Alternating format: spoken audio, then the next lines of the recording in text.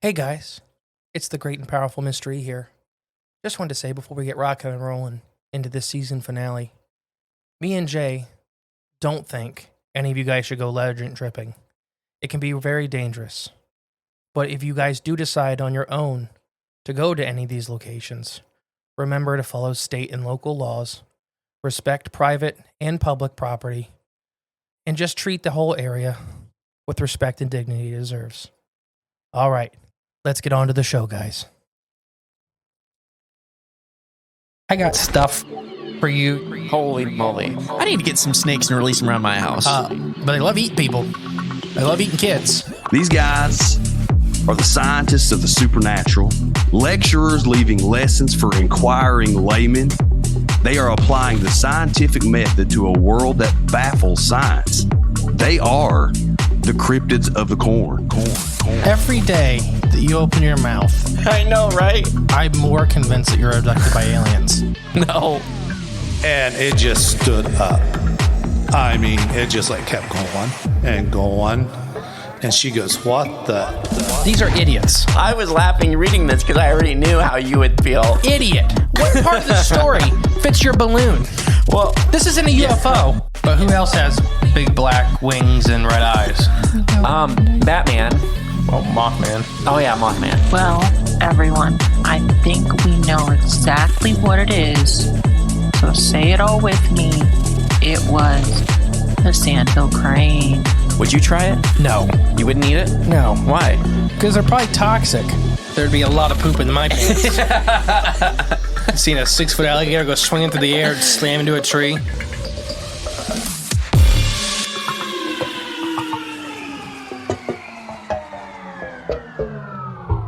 Hello, and welcome back to Cryptids of the Corn podcast.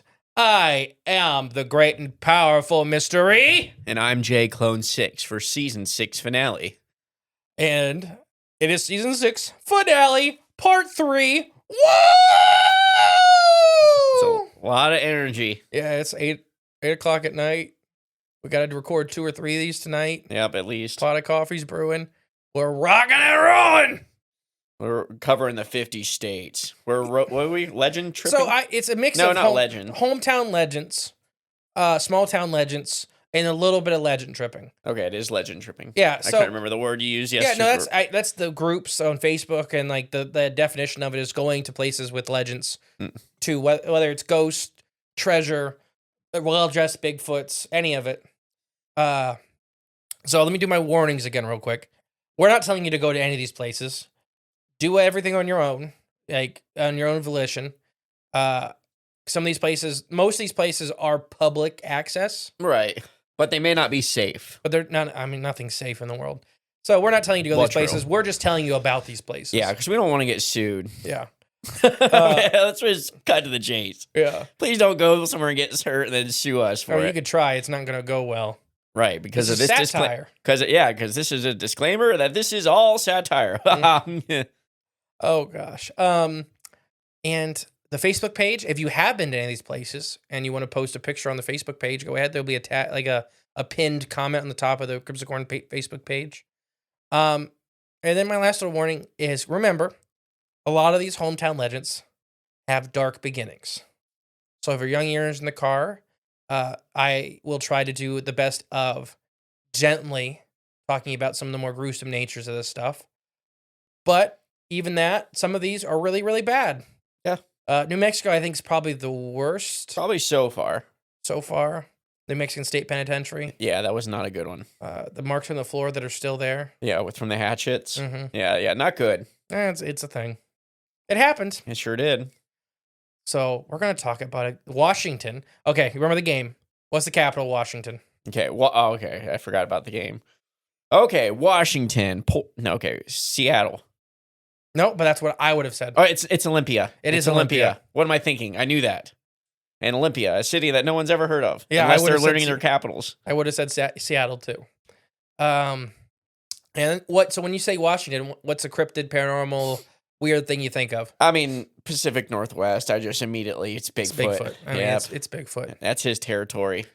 Well, maybe it'll be Princess Angeline now. Ooh, a princess in Washington? Yeah. She's a Native American princess, Ooh, even better. and there's actually pictures of her. Oh, really? Yeah. Okay. So yeah, let's get into it. Should you ever find yourself? Oh, the article I'm using doesn't have an author. Okay, a lot of these articles don't have authors. So if you ever find yourself in the lower level of Seattle Pike Place Market and happen to see a bent, elderly Native American woman in her clothing vanish next to a wooden woof, I want to re-say that whole thing. There you go. Should you ever find yourself on the lower level of Seattle and Pike Place Market and happen to see an elderly Native American woman bent over in an archway with her clothing, period clothing, vanish into a rough wooden column, do not be alarmed. You are not alone. Okay, So there's a wooden column there, yeah.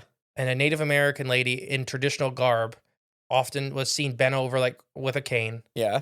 and then she'll walk in that column and disappear. Oh, she don't turn into the column? No. Not like Lot's wife? No, Okay. not a pillar of salt.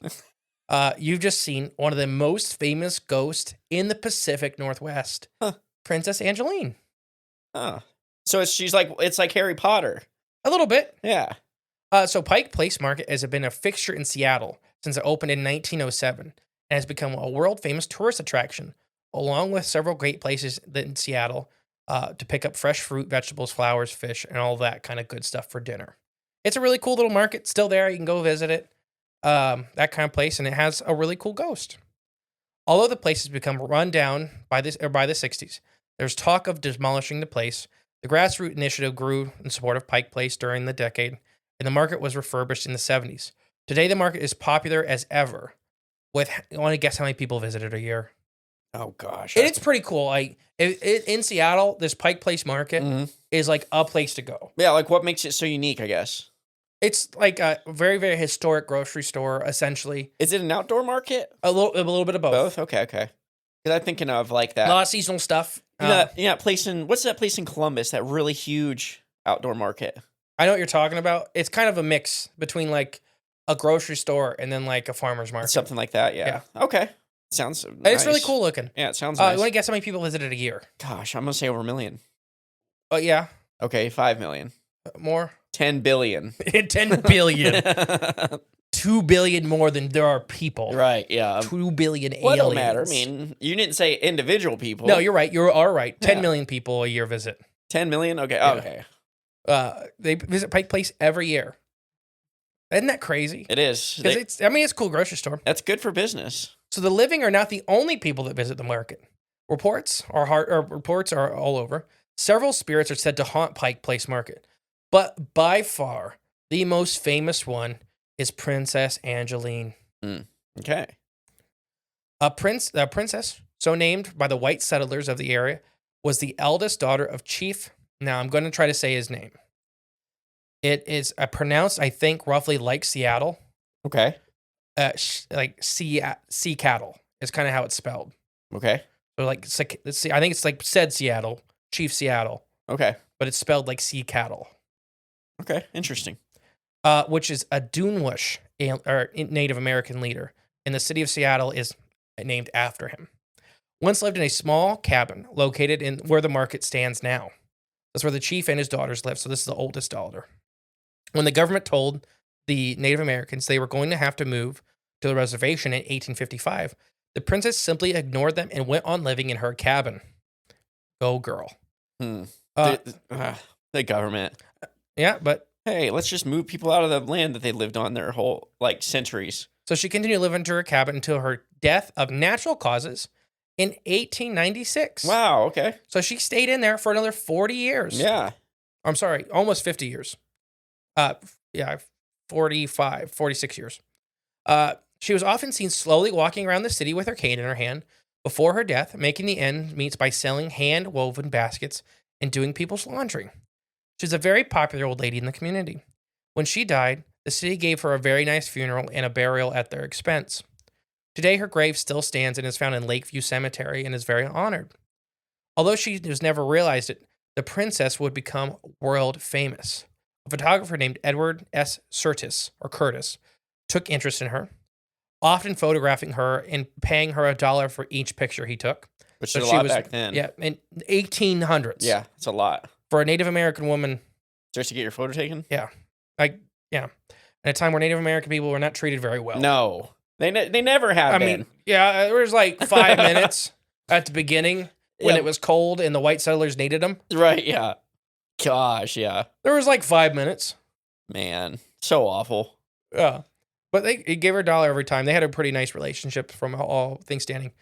His photos of her, though, spread far and wide, bringing fame to both him and his subject. When Angeline died, everybody was sorry to see her go.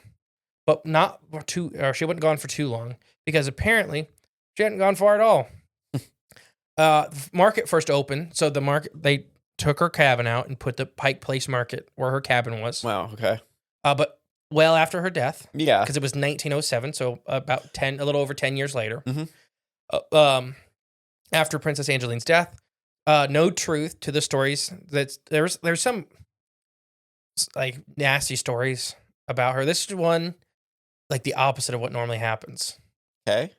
Where this was kind of like the guy's grave site that we talked about. Yeah, the guy with the mist where no one would put the stones On it. Yeah. So it's kind of like that. Or she died. Princess Angeline died natural causes. The town loved her. Mhm. After she died, there were stories of her being hung at Pike Place. Oh. And Okay. it's what I'm going to guess is kids making up gruesome stories. Oh, okay. Gotcha. Like because from all extensive purposes, there was nothing there. So she used to hang out with the living, doing laundry for the marketers around the stalls. When she never visited the market while alive, however, she became to the market for a time that it opened. By all accounts, she was always seemed to be a real, solid living person. The only old Native American woman wearing old-fashioned shawl and a red bonnet. She was known as she was known when she was alive. Basically, constantly. Being Like seen. when 1907 when it opened, she would come in and just talk to people and was friendly, and everybody swore she was A real she didn't look person. like a ghost. Yeah, just a real person. But a lot of the encounters ended with her vanishing either in thin air at the end of an aisle, or she would often be seen near a wooden column on the lower floor of the market, where she would just kind of melt into the pillar. Wow. People that touch the pillar say it is often way colder than everywhere else in the market. Other places she appears locally include the Flower Market, another part of the Pike Place complex. And it's very close to, or maybe even on, exactly where her cabin stood. Mm. She's often seen smelling flowers, walking through the aisles, and talking to people visiting. She is often also seen sitting on the floor, or surrounded by her blankets, weaving baskets in her own little stall. Wow. That's what life's all about right there. So she just kind of keeps doing the same thing she was doing. Before, yeah. This is their other ghost at Pike Place. This is the only extremely friendly one. Yeah. This is the one that people are very excited. People get really excited when they meet her. Yeah. Oh, So wouldn't people you? still, I mean, yeah, people are like, I just talked to Princess Angeline. Yeah. She was just down the aisle. I wonder what it is though. Whether it's residual, we talk about this stuff, or elementals kind of just hanging on to a person. Yeah. Taking, where I think the difference between, I've said it 100 times by now, the difference between Fae and elementals, I don't think elementals are intelligent as Fae are. So I think elementals a lot of times will start doing the exact same thing a person did. Yeah. They'll become the story. Yeah. But yeah, they have a little stall empty for her at Pike Place And just where leave it. she makes her baskets like she's selling them again. There are baskets ever like No, it's never. real. People say that there's like, they'll walk down these like little aisles and stuff like that. So there's Pike Place complex, tons of little markets. Yeah. So they'll be like, yeah, there's Native American down there, lady making baskets. And they'll walk down there and it's completely empty. Empty, yeah. It's like now I'm thinking of what's that place down in Cincinnati? Oh, that giant indoor flea market. Gigantic. Yeah. There's two of them, but What's that called? Dang it. It's not Jungle Jams. I 'cause know, that's- but they're all of the gorillas and giraffes. it's down right by There's Jungle Pirate Jams. Cove is the other one. Okay. That's the If you're down there in southern Ohio in Cincinnati, you go to the giant flea market down there. it's the world's largest flea market, I believe. And then the one next to it is a lot grosser. Yeah, it's a smaller flea market right next to the world's largest. Yeah. There's still some cool stuff in Yeah, there. It's just- I actually bought stuff at that one and not the other one. Yeah, that's true. Yeah. then I go. It's No, just- of course you got to. I would be careful where you buy out of that one though. Just wear gloves. Well, it's Princess Angeline. That one's pretty awesome.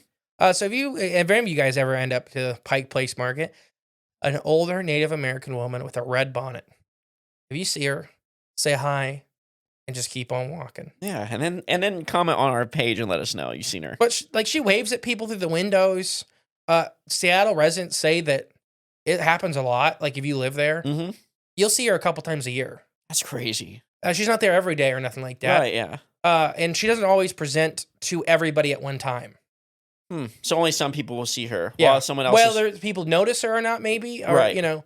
But a lot of times it'll be a guy or like one guy in a group. I seen one of the stories. Well, that kind of makes me think of Mark. Remember Mark, the Ripper, Yeah, when he told that story when he was a kid, when he looked at the sky and he seen it was all like pinkish, like a purple, Yeah. like it was a different Color but only than he's- everybody else? Yeah, but only he's seen it. Or I think the phenomena is kind of famous for maybe representing itself to one person at a time.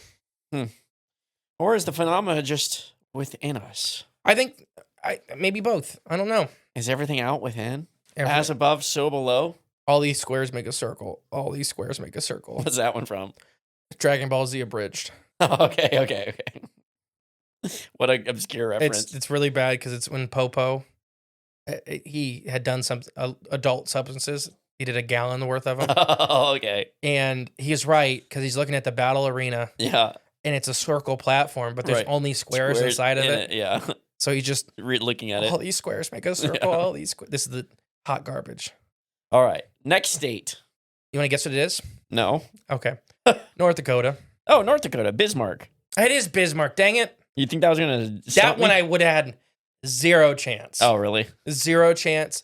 Like Olympia, I probably wouldn't have got, but I knew Olympia was either Washington or Oregon. I knew when I... Oh, yeah. Just from Bigfooting stuff. Yes. Because it's Over a there. lot on the Bigfooting pages. Mhm. So I know like Olympia is a place. You know it's in that area.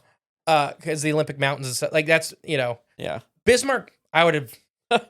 I don't know why. I just always... When I say North Dakota, it's almost you got to say Bismarck first. I It's think like one thing. probably in your from... head. Yeah. Probably from the 8th grade geography test.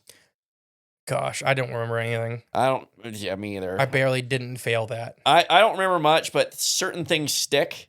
Actually, well, I would say I remember a lot. I just don't recall anything. That's before I had like my full diagnosis, and you had to do all the states like the letters too. Oh gosh, yeah.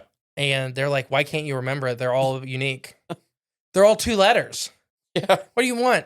I get the first one. Like the abbreviation you're talking. Yeah, the little So like North Dakota was a little easier because of ND. North Dakota. It's 2 right. words. Yeah, but then you get like Nebraska, and you're Oh, like, Arkansas. what? Arkansas.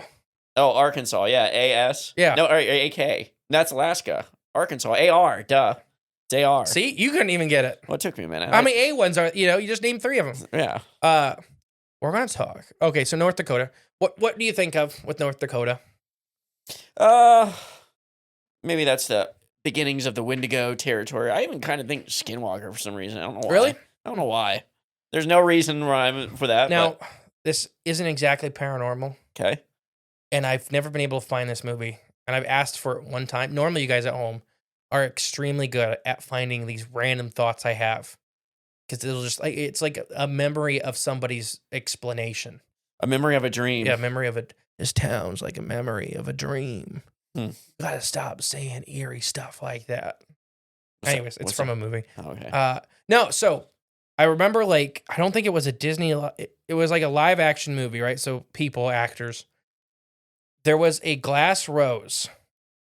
Like North and South Dakota were battling it out, going to kill each other.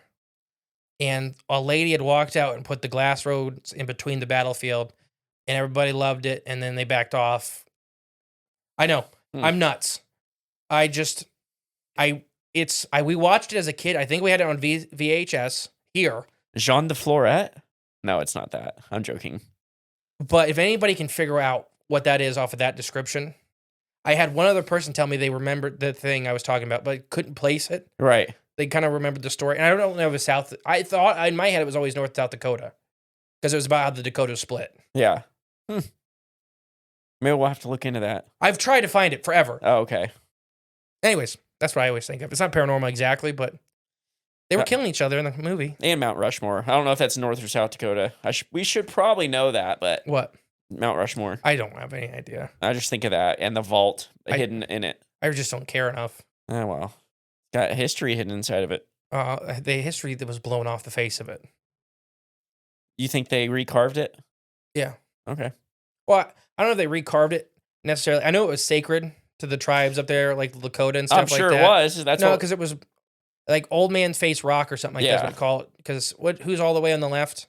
Is it Washington? Yeah, so Washington's face. Yeah. Supposedly, there was either a carved Native American face there or a natural landmark like Old Man's Cave that looked like a man's face. Right, yeah. And it was extremely sacred, so they did it because I think maybe it wasn't Lakota, but Lakota were fighting for their land. So they're like, well, we get rid of their sacred stuff, they'll leave. Right, yeah. Kind of like we're doing, like we're doing now. Modern day, a different show. Season finale, North Dakota. This is our first, I believe, white lady. Okay. Now, everybody, this is one of those. Thought there was a lot of white ladies in North Dakota. There is. I mean, pretty much exclusively. My friend married one. No, so a lady in white or a white lady, the classic ghost. Okay. Now, everybody at home, there is about 15 of these per state. The white lady? Yeah. Okay. So I really held off on a lot of them. Okay. Just because I think we've even talked about the white lady phenomena or the lady in white phenomena. It's very interesting as a global phenomena, just like black-eyed kids. I don't know what it is. It happens everywhere. I don't know if it's one of these things that humanity drags with itself because it's always there. Like it's a part of maybe a collective psyche. So after humans set up in an area long enough, you'll have one of these stories. Okay. Kind of like what some people think maybe Bigfoot is. Yeah. I mean, yeah, we've heard so many of these stories before. Hundreds. Whether it's the lady in white or like people, Lilith, all sorts of things like this. Yeah. So this article I'm going to be using for this was written by Jack and Kitty May, a husband and wife, like urban explorers kind of group. Okay, nice. Yeah, they did a nice little article, tragic love story. So Wahala, North Dakota, is a small town that has a chilling legend that's been passed down to the generations. The story of the White Lady, a ghostly figure that still roams the area, has captured the imagination of locals and visitors alike. While the details are vary, the core of the tale is always the same. A young woman's life is cut dramatically short by a jealous suitor, and her restless spirit forever seeks peace. So the tragic love story. The legend begins in the early 1900s when a beautiful 16-year-old girl, they would marry back then at that age, was named Anna. And her story caught the eye of an older man, Samuel Kala. He was smitten by her. Sam asked Anna's mother for permission to marry her. The mother, however, refused, citing Anna's was very young. She struck the deal with Sam, though. If he allowed her to borrow some of his wares in return in a year, she would grant him permission to marry Anna. So he was like a traveling salesman. He had a big wagon just full of stuff. Everything from it was a household good wagon, but the household goods are very different. So he's like the Fuller Brush man. I don't know what that is. The guy that used to travel around and stop at your house. Yes! And knock on your door, ring your doorbell, and you'd hide from him until he goes away. Well, my dad, I remember, no, he'd not my sell dad. you toilet brushes and things like that. And my grandpa would babysit us when both my parents worked. And that's when he was still having flashbacks really bad and stuff that. Oh, no. And it's not funny because he was having flashbacks. Yeah. It's funny because this guy would take the hint. And I just remember, I won't say what happened next. He never visited again, though. No, he didn't. He didn't. Probably scared him off. I remember one time he rang the doorbell. We just looked out the back window. My mom goes, "Don't you make a noise. Don't you make a noise." I don't want to talk to this guy. Yeah, she didn't want, because he was a really, really nice old man. But he's selling you these cheap little brushes. Just garbage. Like toilet brushes. Just garbage. But he's there every month selling them. But he'd sit there and talk to you for like 45 minutes. And it's like, at the end, you just, I'll buy 3 of them. Just leave. We went couch shopping this past weekend. This is in the middle of a story. We went couch shopping this past weekend. And it was, we had the multitude of salesperson styles. Okay. because the one we went to the big furniture store, immediately came in, like they were like on us, Yeah. like flies on stink. Oh, yeah. And we're like, we're just looking. Yeah. We're just looking. Every 3 minutes came up and they're like, well, we'll offer you special deals today, blah, blah, blah. We're just looking. Yeah. And the other store, they were better about leaving us alone, but man. So they're hawks. Yeah, I'm You like, gotta make that I don't sale. want to buy anything here now because you've bugged me so much. Right, yeah. Anyways, so tragic love. So basically, Anne's mom, this guy had all these traveling wares. So kind of think of it as, like you said, the brush man Yeah. or a Tupperware man, There we go. except it was like cast iron. It had everything cast iron and guns to lie, to like fertilizers, to all kinds of stuff. Good stuff. Like home stuff of the 19 teens. Stuff like those guys over at DW would sell. They would, yeah.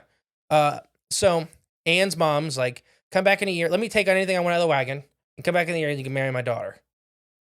And she had no intentions of ever fulfilling that promise. She just wanted to steal. Yeah. Yeah. So a year passed and Sam returned to Wahila, eager to claim his young bride, who he believed was rightfully his. To his dismay, Anna's mother once again denied his request and refused for her to return the items that she had claimed. Consumed by rage and the sense of betrayal, Sam made a really fateful decision that would forever change the lives of everybody involved. Oh, no. It's the same fit of rage that we've talked about 8 times already. In a fit of anger, Sam confronted Anne and her mom. Poor Anne. The girl. Yeah, she had no say in any of this. Right. A violent struggle ensued, during which Sam shot Anne in the chest, Jeez. killing her instantly. Well, yeah, it turns out they weren't meant to be anyways, huh? He then turned the gun on the mother, shattering her jaw with a single bullet. Well, it's no wonder why she didn't want you to marry her daughter, but go on. Attempting to take his own life. Now, okay, it gets way worse, everybody. Yeah. Attempting to take his own life, Sam discovered the gun had misfired. Oh, no. So it was a gun he pulled out of the wagon that he was selling as one of these things, and it was kind of a crappy gun. So he's got faulty products, too. Yeah. He's a shyster. He tried to shoot himself in the head, and then the gun jammed. He tried to end his own life with a pocket knife he had in his pocket, another product. Oh, God. But as he tried to slit his own throat, it was too dull. Wow, so he's just selling hot garbage. He's just going to the dump and picking stuff up. So and selling it to defeated, people. he walked outside where the police were waiting to apprehend him without further incident. He just gave up and went to jail. Because he tried to kill himself twice. And he couldn't do it. Then he had a deep cut, but nowhere near his jugulars or his arteries. He doesn't know how anatomy works. Well, his knife was too dull Well, yeah, to but get through the cartilage and the neck muscles. if you just really want to do that, I mean, just go right for the artery. Yeah. But wasting our time with all the other stuff. Yeah, the gun misfiring. So Anne's mother then had to live her whole life. She survived. With no jaw. And yeah, broken jaw, dead daughter, all because of the lie she told. Or the commitment, the promise broke. Well, Instead of just telling the guy no, she was greedy and tried to get stuff out of him with no intentions of ever doing anything. Yeah. And Anne paid the price. Anne had nothing to do with it. What if she did tell him no, and he's just so persistent, and she said, fine. Then that's when she cut that deal with him, thinking he'd probably not come back. He's probably doing this everywhere. Every shyster place he shows up at. I don't know. So the locals today claim Anne's restless spirit still wanders this area, particularly along the stretch of road known as White Lady Lane. Sightings of Anne's apparition, clad with a white nightgown she wore that night of her death, was said to be the most common near Eddie's Bridge. Reports of a woman crying or screaming are frequently occurring along this haunted path. Some people actually say that's her mom. That's crying. Because Anne, as far as we know, she died from a point-blank gunshot, like instantly. She never cried, never screamed. She just dropped. Well, yeah, I mean, but I'm sure that those moments right before that were probably pretty traumatic. I mean, she probably didn't know what's going on because it was late at night, and she probably just came into the room and got shot. I mean, could at best case scenario, yeah, but for some reason I doubt it went just that smooth. So yeah, this all happened in 1921. A man named Samuel did indeed shoot and kill a 16-year-old girl named Anne Story in a jealous rage. Although the official account, like the police reports, differ a little bit from the legend, it's still the same story. Mm-hmm. Man, a lover's quarrel turned nasty. Yeah. Wasn't even a lover's quarrel. So why I picked this one over a lot of the other ladies in whites to the other states Mm. is this one has police reports. This Okay. one, there's this happened. Right, yeah. At least the story, the beginning of it, it's different a little bit. You know, the police report's a little different than Yeah. the legend now, and people still see her to this day. Wonder if it's actually her spirit or whatever is imitating her. I wonder if it's actually her, if it's an older thing that they just attributed to this story. I don't know. I don't know. I mean, Because when did all these stories of the woman in white, the woman in green, been the woman around in brown? ever. Yeah. But definitely with the invention of motor vehicles, it definitely seen a spike. Roadways. Oh yeah, because people are always there seeing They're them. almost always on the road. Yeah. So Anne's always seen at this bridge, even though she was killed in her house. But maybe what if oh, I see, yeah. So what are these, like, what is this phenomenon that's, I guess, constantly repeating itself over entire human history? Is it being created by traumatic events like that, or is it something else just imitating the female, I don't know, figure? I have no idea. I don't know either. I don't know if it's one of these zeitgeist things that, like, if a tragedy happens to a young woman, what I think Ghostbusters talked about it, and it's been talked about in more serious, I guess, information with Ghost, but that kids especially and women, young women, Mhm. have much more higher amounts of paranormal activity around them, Mhm.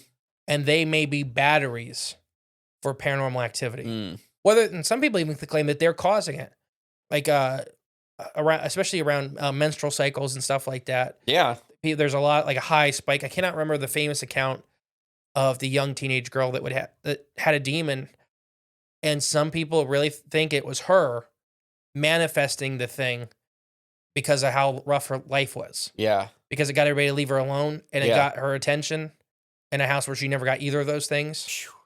And I got everybody to not touch, like, to stop beating her and stuff like that. Yeah. Well, it's like when you had that headache and you broke the I do have USB jack. psionic abilities. I Yeah. do have psionic abilities. It happened. It's still broken. No explanation. No, there's no Works explanation. fine. I mean, just in my head, I remember screaming, "Turn it!" And it was very quiet. It was very quiet. It was I was having a migraine, so it didn't matter actually how loud it was. No. But you just did it. turn it down. I remember like screaming in my own head, and then it turned off, and I'm like, "Thank goodness." Yeah, you did it. And then you're like, "What happened?" And you start playing with it. Yeah, you're recovering from that. I just stopped mental- a pacemaker. Right, yeah, basically somewhere. Yeah, with great power comes great responsibility. Don't ever go to an old folks' home. I worked at one forever. No wonder why they had that spike. Yeah, I think they lived a lot longer with me there. Oh, okay, you kept the pacemakers going. Mm-hmm. No, so yeah, the lady in white tragedy. I don't know. I really don't know what causes them. I kind of wonder if it's just these things that is innately human, and then when tragedy happens, it may generate one of these things. Okay, yeah, I mean, yeah, it could, yeah. Don't know. I don't know. Down to Florida. Ooh, Florida. You ready? Yep. What's the capital? Tallahassee. Yeah, I knew this one. That one's too easy. I almost always say Dayton on accident. If you Daytona? Daytona, yeah, Okay. like really fast. If you just ask me really quick, Yeah. I'll say Daytona. Uh-huh. But I know what the capital is, Tallahassee. Right. Yeah. Because it's nowhere near everything else. It's right in the middle, right? It's just I thought it was in the top, wasn't Or it? it might It's be in the top. Yeah, It's you in might the be right. Panhandle, like Yeah. like over by Louisiana. Might be right. I don't know. Yeah, because It's I one always quick- remember it's like way out of the way of every other major city in Florida. which is down on the tip. Basically, Miami's on the one side, and what's on the other side? It's Daytona and all those. Yeah, I mean, there's hundreds. I mean, hundreds of pretty large Yeah. towns. Yeah. So what cryptid, paranormal entity, Skunk alien? Cape. Skunk Cape. Yeah, I mean, Skunk Ape. Mine is always a little different. It's Pinky. Ah, that's a good one. Maybe we'll release the Pinky Patreon episode for our vacation. That's Because a I good one. think it was one of our first Patreon episodes, so it's probably hot garbage. Every time I say it, it makes me laugh. But no, so yeah, the grave of Elizabeth Bud Garman or Garham. What is it? Garham. Garum. Garham. So the grave of Elizabeth Bud Garham is somewhat of an enigma of Tallahassee. Tallahassee residents and visitors.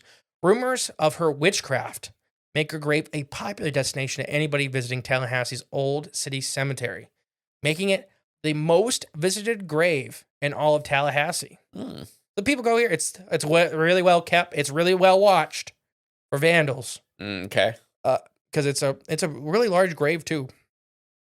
It's got like a fence around it and everything. It's really weird looking. So why are people visiting it? Because she's a witch. Oh, okay. Let's get to the story. Okay. That's why people are visiting it. Because she's... Yeah.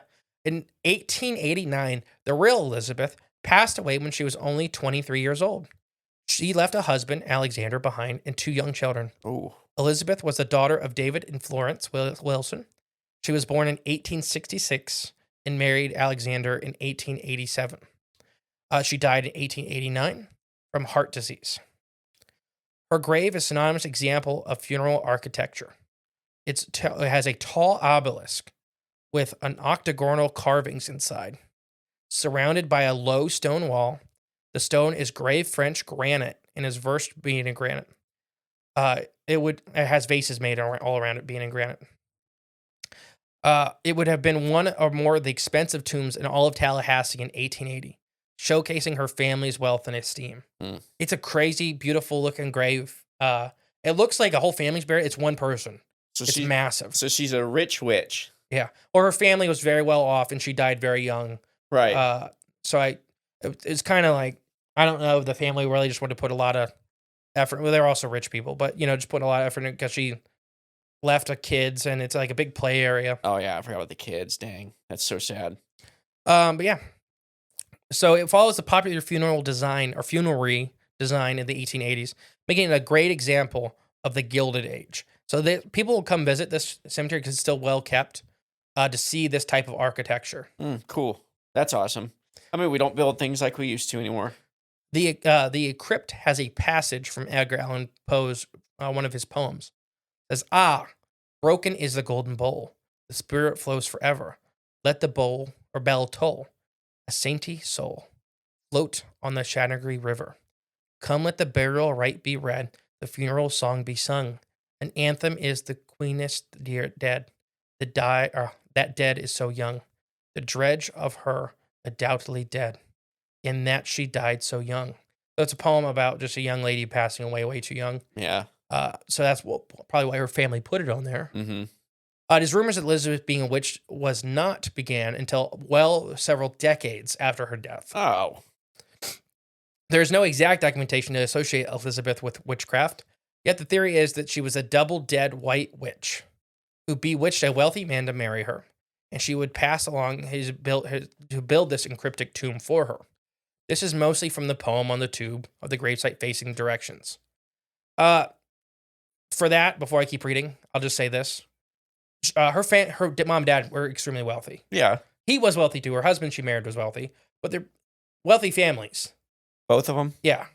So it wasn't like she was a street merchant trying to get a wealthy man to marry her. I mean, that's for certain her family was? Yes. Okay. They had a lot of money. Her mom and dad had a lot of money. So she's like one of them TikTokers that, they got a lot of money. They got nothing to do, so they get into witchcraft and things like that and post it, on social media, and they get a lot of followers. But like I said, the story of her being a witch had nothing to do with, until decades after. Oh, yeah, that's right. Never mind. And it's because the way her obelisk is facing, apparently, in some of the witchcraft stuff, there's a lot of symbology, maybe in her funerary, with the way it's facing the poem and a lot of the weird little things inside. Yeah. Whether it's architecture that was built first and then witchcraft grafted onto some of that stuff. Okay. Or coincidence, or on purpose, I have no idea. Or her family was into some weird, witchcraft, or maybe Order Eastern Star, or maybe, some masonry stuff. I don't know. And then they constructed this thing, I guess, to honor her, but using their symbolism, and people just attributed it to her. No, it could be. Believers of the Elizabeth witch theory claim that Poe's poem alludes to her power via a few lines. The spirit flows forever. The float on the Chagrin River are meant to imply that the witch's spirit is unable to cross the river of death, essentially, the river Styx, and is trapped between life and death. The line for her is double dead because she's nowhere. She's not dead or alive. intimates that are intimate that the witch must be killed twice, while the queenless dead refers to a witch being the queen of the dead. Most likely, as the inscription came from the popular poem and nothing else. That would be my guess. I think people It's an extremely popular Edgar Allan Poe poem. and people might be looking into it a little too much. Yeah. I mean, Edgar Allan Poe is pretty popular, but he's also some of his works were definitely latched onto by more, I guess, witchy community. Oh, for sure. I mean, he's dealing in that community, I guess. Yeah. With the dead, or I don't know. The gravestone does, in fact, though, face east, which believers of the Elizabeth as a witch tied to her being a witch point out to the signs of disagreement. The claim that all Christian burials face east, that is also untrue. Her grave does face west, but is not a sign of ill respect. Many other tombs of the cemetery also face west, and it was once quite common. The motif on top of the obelisk denotes no cross or no crown, which is actually a sign of good standing and respect. Not witchcraft. Yeah. So they're like, well, her obelisk doesn't have a cross on it, so because she wasn't a Christian. So yeah, At that time, it means she was well respected and well loved in the community. Right. Not a witch. Yeah. But But someone coming across sees it. yeah, Witch. I can see it. I mean, yeah. It's just one of these things. Like, if anybody hasn't picked up, this is episode 3. A lot of these, also. So I talked about the hardships to start a lot of these legends, to kickstart them. A lot of these are also just, I think, teenagers finding really cool things, and a local old man or woman telling them a story to keep them away from him. I could see that. Like, don't go spray paint that mausoleum because it's a witch. It's a white, powerful witch. Right. She'll come get you. She'll come get ya. Haunt you. Or Jason Jackson, the brewery guy from Salt Lake City. Okay. That nobody leaves stones on his grave because Right, he's yeah. the devil, apparently. Right. Exactly. Yeah. From the Bible. Yeah, so that's what I got. That's it. I'd like to see photos of that. I can show you one real quick if you want. Just I mean, more from our, if any of our listeners have ever been there. It's a highly visited if you want to look at it real quick. Okay, yeah. Just don't I'll scroll. I'll check it out really fast. Oh, wow. Yeah, it's really nice. It's really pretty. I mean, Yeah. It's a very odd looking thing. If I didn't look into this before this episode, Yeah. and walked across that, Yeah. it has that stone fence way around it, Right. which makes no sense to me. But it's one of the oldest graves there. It's a part of that style of architecture to keep like flooding and stuff out. Remember across from where Nick lives, there's that tiny Yeah. cemetery. It's got that stone wall too, with like 6 graves in it. That's just made me think of that. Because that was the first place I think I've seen that before, where it has the stone. Yeah. I've never seen it this big and this dramatic. No, that one's bigger. But it's pretty. And yeah, I don't know. Just, I think a lot of people latched onto it. Yeah. And I think some people really want her to be a witch, Yeah. Oh, of course. which is fine. It's do whatever you want. I don't care. But as far as I could find, she wasn't a witch. She just seemed like she died of a heart attack at a really young age. Yep. And people. And her husband and kids and mom and dad were very upset about it and put a lot of money into Right. her funerary. Yeah. It might not be too much weird or paranormal here going on. Like I said, it was like 15 or 20 years till the legend started. Right. Yeah. So that's a lot of turnover in the community. And a lot of people may not have actually known the story behind her. You Right. know? I didn't even know her. Yeah. All right. Next. You ready? Yep. Oklahoma. Ooh, Tulsa. No, not Tulsa. Wait, Tulsa? No, it's not Tulsa. Oklahoma City. Duh. Which one is it? Oklahoma City. Yeah. Dang it. I've been to Tulsa. Really nice. My dad lived in Oklahoma City for a long time. Yeah, we won't. I think we shared that on Patreon. Yeah, we won't share why here, but Yeah, he said it was fine. sounds fine. A lot of rattlesnakes. They worked on a tree farm. We have a lot of rattlesnakes. Nice. No, so Oklahoma. What do you think of when you hear Oklahoma? Oh, the Siege of Zenobia. Yeah, that probably is like immediately the first thing That's what pops in my head. that's a crazy story. Yeah. Patreon. That'll be always a Patreon exclusive because of who it deals with. Mm-hmm. Uh, So if you haven't heard that story, check out come join our Patreon. Join the corn cult. yeah. So this is our first call-in for this episode. So we'll actually insert here in a minute the interview we did with Dylan about Purgatory, Oklahoma. Yes, this was awesome. Now, I told, and you'll hear in the interview, I said we'll do research and find stuff what we can. Dylan, I could find nothing besides you. You gave well more information than I could find anywhere online because you've been there, Right? You know, boots on the ground. He sent me, and I'll ask him again for permission.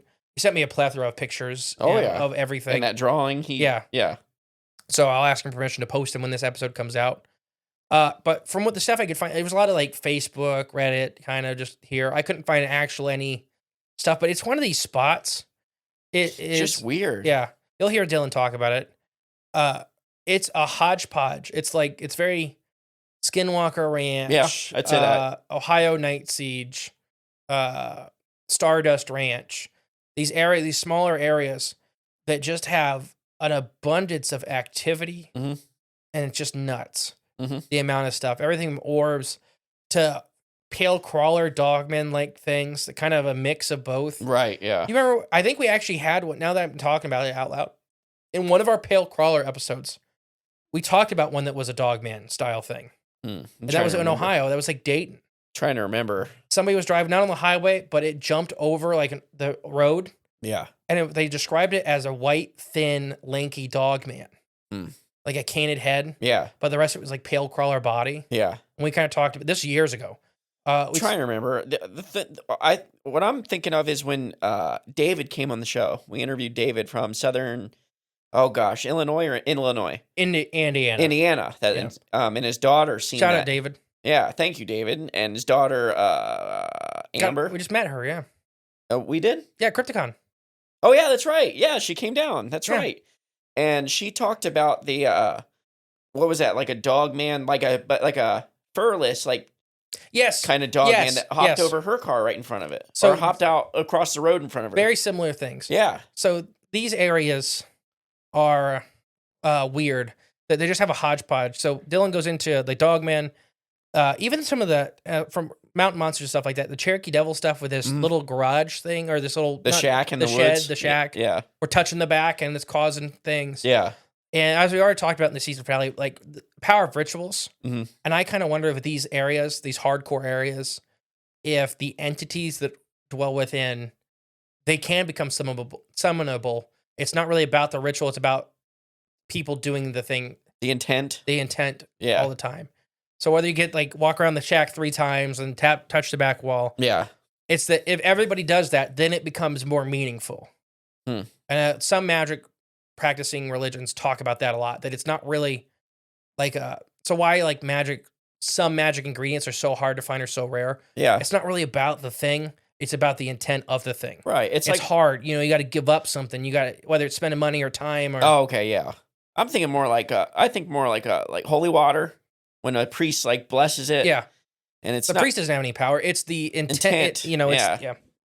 So behind it. Yeah. Yeah. Very interesting. So listen to Dylan's story. Like I said, I found a ton of random one-off posts of kids and even adults and some ghost hunters going out there. They had very similar stories to Dylan. That's really about all I have. Yeah. But nothing specific I couldn't find his. Anybody, even the ghost hunting websites normally have, if you dig deep enough, normally you'll have somebody that wrote down a couple paragraphs of what they believe the history was. Yeah. Whether it's right or wrong, none of this stuff I could prove besides some of the deaths. But I couldn't even find that for this place. And this is one I would not suggest anybody go to for 100%. I don't think you should go to any of these, but this one in particular, because it's dangerous. There are people that have gone missing in this area. I did find, whether it's on this property, and this property is private property. But yeah, there's been deaths out there and missing people. I do know Joe Van Gogh is just out there. And yeah, I'm excited to hear what Joe did or found or seen. Saw, yeah. Check out Joe Van Gogh on YouTube. Check out Joe Van Gogh. Here's a shout out. So let's welcome Dylan. Let's give him a big round of applause. And we'll catch up with you guys in about 42 minutes. This is Dylan. This is okay, guys. Welcome back. This is the season 6 finale. This is Dylan from Oklahoma is going to share some amazing stuff. All right, Dylan, it's all you. Alrighty. So the first place is, if any of my Oklahoma people know, it's kind of a small thing, definitely a big little rumor that kind of went through high school. It's called Purgatory. It's out between Minko and Binger, Oklahoma. And so it is a about 30 acre stretch of old farmland that happened to have a old Native American church on it, and then there's some burial land out there as well. And so the whole thing is, you go out there. There's the gentleman that owns it. He had his own website for a long time, and trying to find it, man, I cannot find it. We can't find the screenshots, nothing. But a lot of the things that we were told is like, you go out there, no one can ever stay the night. It's like the whole rumor behind is like, no one can stay the night. You're gonna get scared off the first 20 minutes you're there. No one's ever been able to. So the gentleman that owns it, he posted on the website at one point. He's like, "Man, if anyone could stay the night, I'll give you guys a cash reward, and you come see me and prove that you stayed the entire night because I know nobody can do it. It's just too Hmm. crazy. You'll see stuff, hear stuff." So all my buddies and us in high school were like, "Man, we got to go see this," and we've been multiple times like dummies, but we uh we ended up going the very first time, and it's about an hour and a half drive from where we are. If anyone knows where Yukon is, that's where we are. And so we went out there on the way, and there's this, you hear the rumors and all the stuff you read on the websites, like people have experiences with cars popping up right behind them with headlights like really bright right in their bumper. And then you start slowing down to let them pass, and then the car's gone. Like nobody ever passed you, the headlights turn off and it's Hmm. completely gone. And then so that experience happened to us. And it's what was really crazy is like we all high school young guys, we're laughing, a whole truck full of us, and we're that ain't gonna happen. And it's crazy. We right as we were talking, I was like, you think we're ever gonna see one of the ghost cars? And not kidding you, probably about 30 seconds after we said that, we had a vehicle behind us, headlights immediately, like there was nobody behind us. And then super bright headlights like right on our tail, like out of nowhere. And we're all starting to kind of like freak out, like, what the heck is this? And he ended up, we like slowed, kind of pulled off on the gravel, and nobody ever passed us. Headlights just completely disappeared. We all Oh. start kind of freaking out, and we're about 20 minutes away from Purgatory. And so we're really, really freaking out. And we're like, oh my gosh, what a crazy way to start the night off. And so nothing else happens the rest of the time. We're all kind of spooked, but we're like, okay, this is cool. We're going to be able to really get after it, and we're going to see some stuff or hear something. And so there's about six of us. And so we get there, we park, and there's a little building right as you cross the fence. And then there's a sign that was on it at one point. Now, the last couple times we went, it's gone. It says Purgatory on this like little wooden sign, like someone nailed up there. And we ended up seeing it, and it's like once you hop the fence is like the rule of whatever, who I don't know who made the rule. There's little like, I don't know, maybe a 4x4 building. It's not very big. It's like tiny. It's like maybe an old shelter or something, like a storm shelter. And you're supposed to go in and you walk in and you touch the back. And but it's the crazy part about it is when we went in there, like you hear the rumors from everybody that's gone. It's like ice cold in there. It's like walking into a walk-in freezer. Hmm. And we went in the middle of the summer, and so it's warm outside. We're all wearing shorts, t-shirts, and we go in and we touch it, and it's crazy. Like we walked in there, and I remember like seeing my breath inside this little building, and go to the back wall. It's like completely silent. You don't hear anything in there. It's like crazy, like how cold it is in there, and just absolutely like no noise. Like you don't hear anything when you walk in, and then when you walk out, it's like the woods and everything around you like opens back up. It's insane. It's almost like a noise cancellation room, like something like that. Okay, yeah. It's crazy. And so we ended up going back there, touched it, and we're like, okay, let's go. So we start walking, and we're just kind of walking, and we start hearing whistling. And I don't know if anybody, you guys, I'm sure have heard of it. Like you don't whistle in the woods at night. Like that's something that I've heard growing up, and that's something that we all throughout high school and stuff like that is like, you don't whistle in the woods, you don't scream, like we don't do any of that. So we all just stopped in our tracks, all of us. And it's just like, it sounds like there's people all around us whistling. It's insane how loud Wow. it is. It's almost like it's right in our ear. And we're like, okay, we're really spooked. Like we either gonna keep moving or we gotta head back to the trucks. A couple of the guys are like, let's go back. And then the other half are just like, you know what? Let's keep going. Let's see if we can get some more action because this is just whistling. Like it's got to be this guy messing with us. Hmm. So we keep going, and We're not the whistling kind of dies down, and then we hear a lot of like brush breaking in the woods to our right and our left, and the whistling comes back. It's like really, really, really loud. Like it's in the group with us. So we thought somebody was messing around. We're all looking at each other. Everyone's like pale white at this point, freaked out of their minds. And so we starting to head back, and I'm in the very back because I was walking in the very front. And so I hear, while everyone else is walking back, I hear a noise behind me, and I turn around. And when I tell you this is the craziest part, it's gonna give me goosebumps even thinking about it. There was I'm gonna say a guy, completely like is the whitest white you can ever imagine, standing right behind me. Absolutely no clothing on, no nothing. Like I didn't see anything, but head down and like twitching, almost like it was in the movies, like just completely twitching and freaking out. And I turn around, and then he like looked up at me, and eyes completely jet black, just jet black eyes, and just twitching and almost like a possession, like in the movies how they do it like that. And it just, and I scream, run. And all of us, like, I'm like screaming, like I have tears rolling down my face. I'm like freaking out, I'm like, we're gonna die.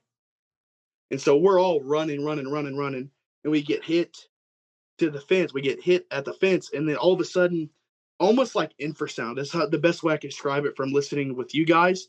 One of the gentlemen that we were with gets up on the fence and just immediately like locks up, starts crying, and falls off into the backside of the fence, can't move, won't respond to us. He's just crying.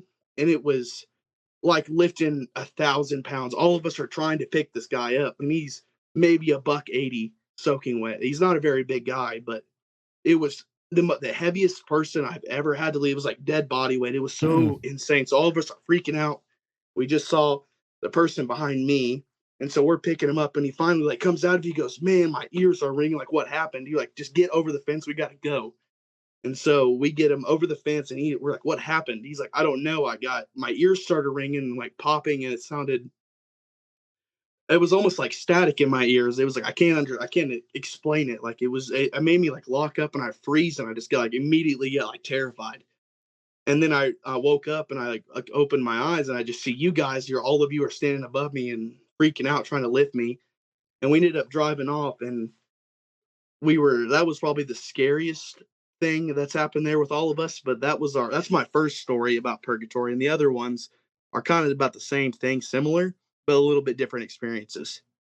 Wow. So that was your first run-in with something weird there? Yeah, so that was the first run-in. Jeez.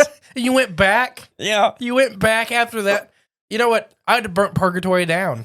Yeah, you would have. You know, we haven't really started recording this season finale yet. This is the first, actually, congratulations, Dylan. This is the first part of recording of the season finale.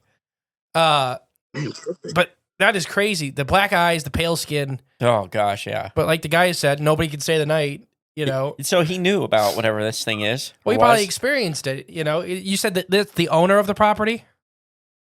Oh, yeah. So, yeah, see, this gentleman owns it, and he's had people offer me. He's like, I just can't sell it. There's just too much here, and I don't want to put anybody at risk. Like coming from his own words, saying this, and he's like, I'm a true believer of everything that's on there.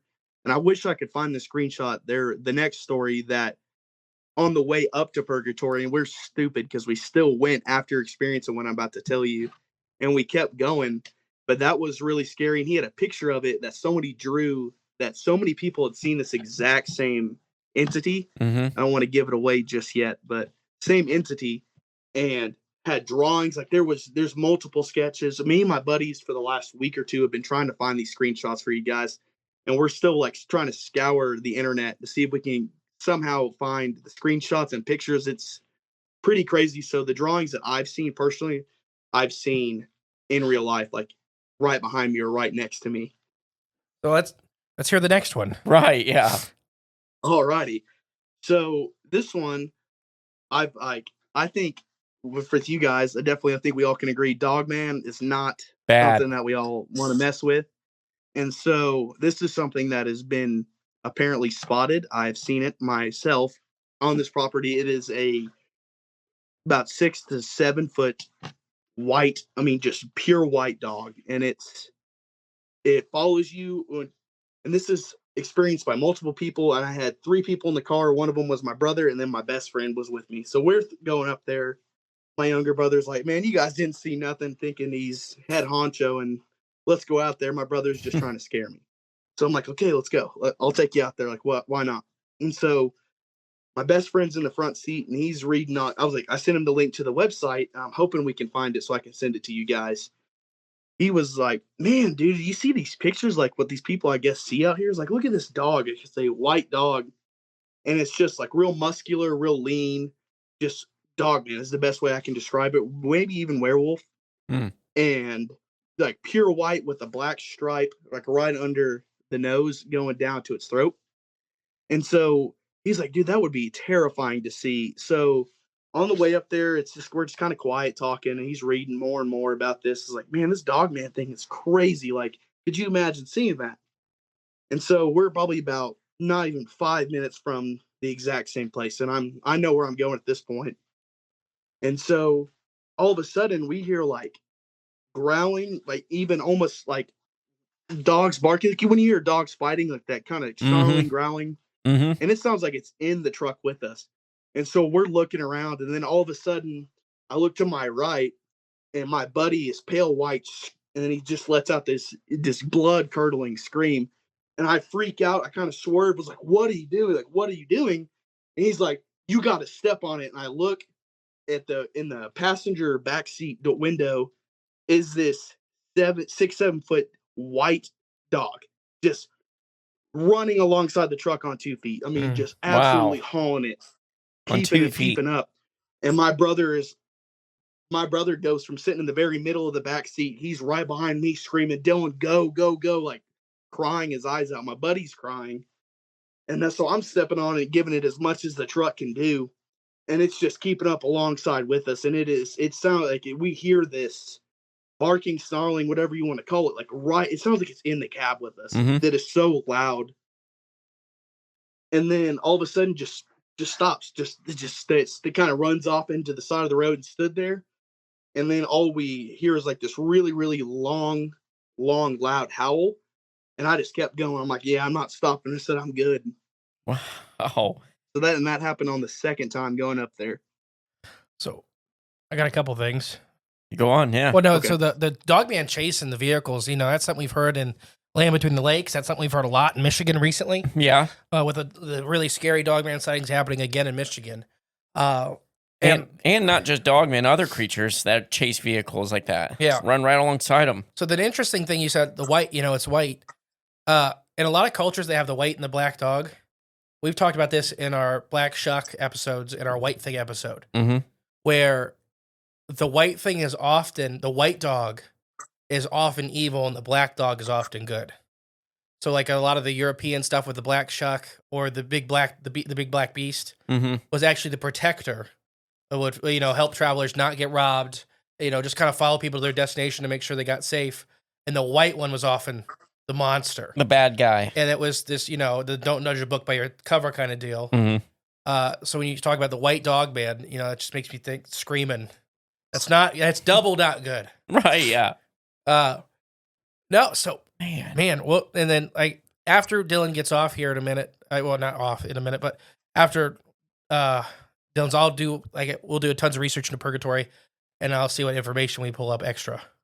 I hope you find something about this white dog, man. I'm gonna we're gonna deep dive into this. Yeah, because I'm very interesting. But keep going, Dylan, unless you had something to add. No, this is awesome. Okay. Yeah, but definitely I would say the only thing, because I've definitely listened and I've heard the stories about the black shuck, and I definitely think that this, for whatever reason, it's just maybe it's trying to protect this land or something, that maybe we shouldn't be here, or Mm-hmm. it's cursed or somewhat, or maybe it's a burial ground, because we weren't, like I said, we weren't very far away. Like I passed the entrance getting away from the dogman itself. Like we passed the entrance and the turn in to go down the road to get to the gate and the fence that I talked about in the first story.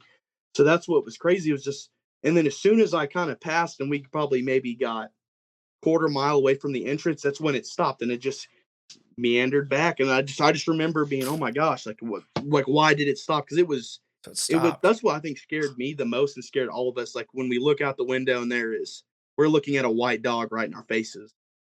And I try not to be shook up real easy, and I've been hunting all my life with my mom and my dad, and I've been in the woods and I've seen everything here in Oklahoma. Like Yeah. there's not a whole lot really to hide from.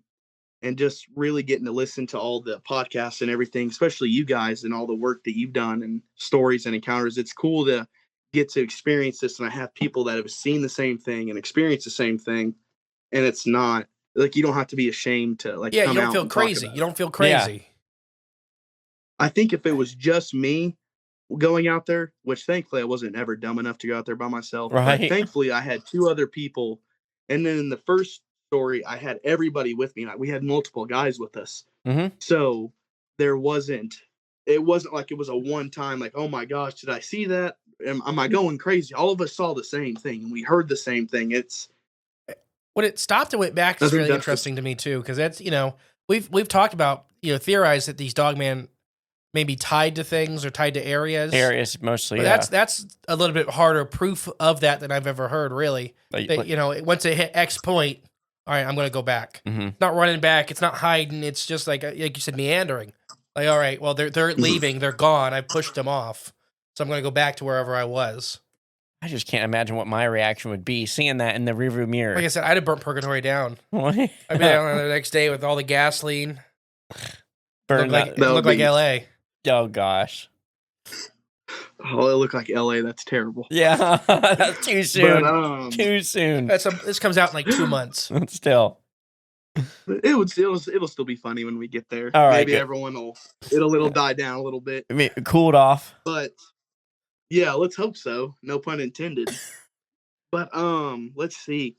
So we after driving past to finish up that second story, kind of driving past, I flipped around and I was like, "You guys still want to go?" And I'm at this point, I'm like, maybe The we're same just night as freaking out. Dogman? Maybe what'd you say? The same night as Dogman?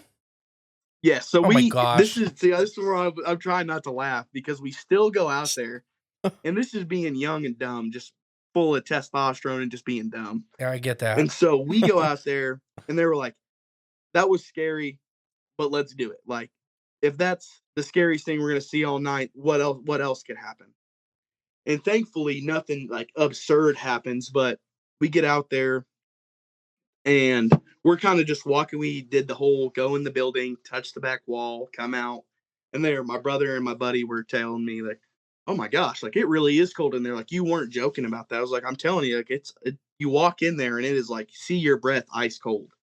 And so we're kind of walking, and then the same thing happens. It's just that whistling, and it's all these noises, branches breaking, and it's just a whole lot of whistling, and it's like extremely loud. So my brother's like, nope, I'm done. I'm going to the truck. I was like, you're going to walk back to the truck by yourself.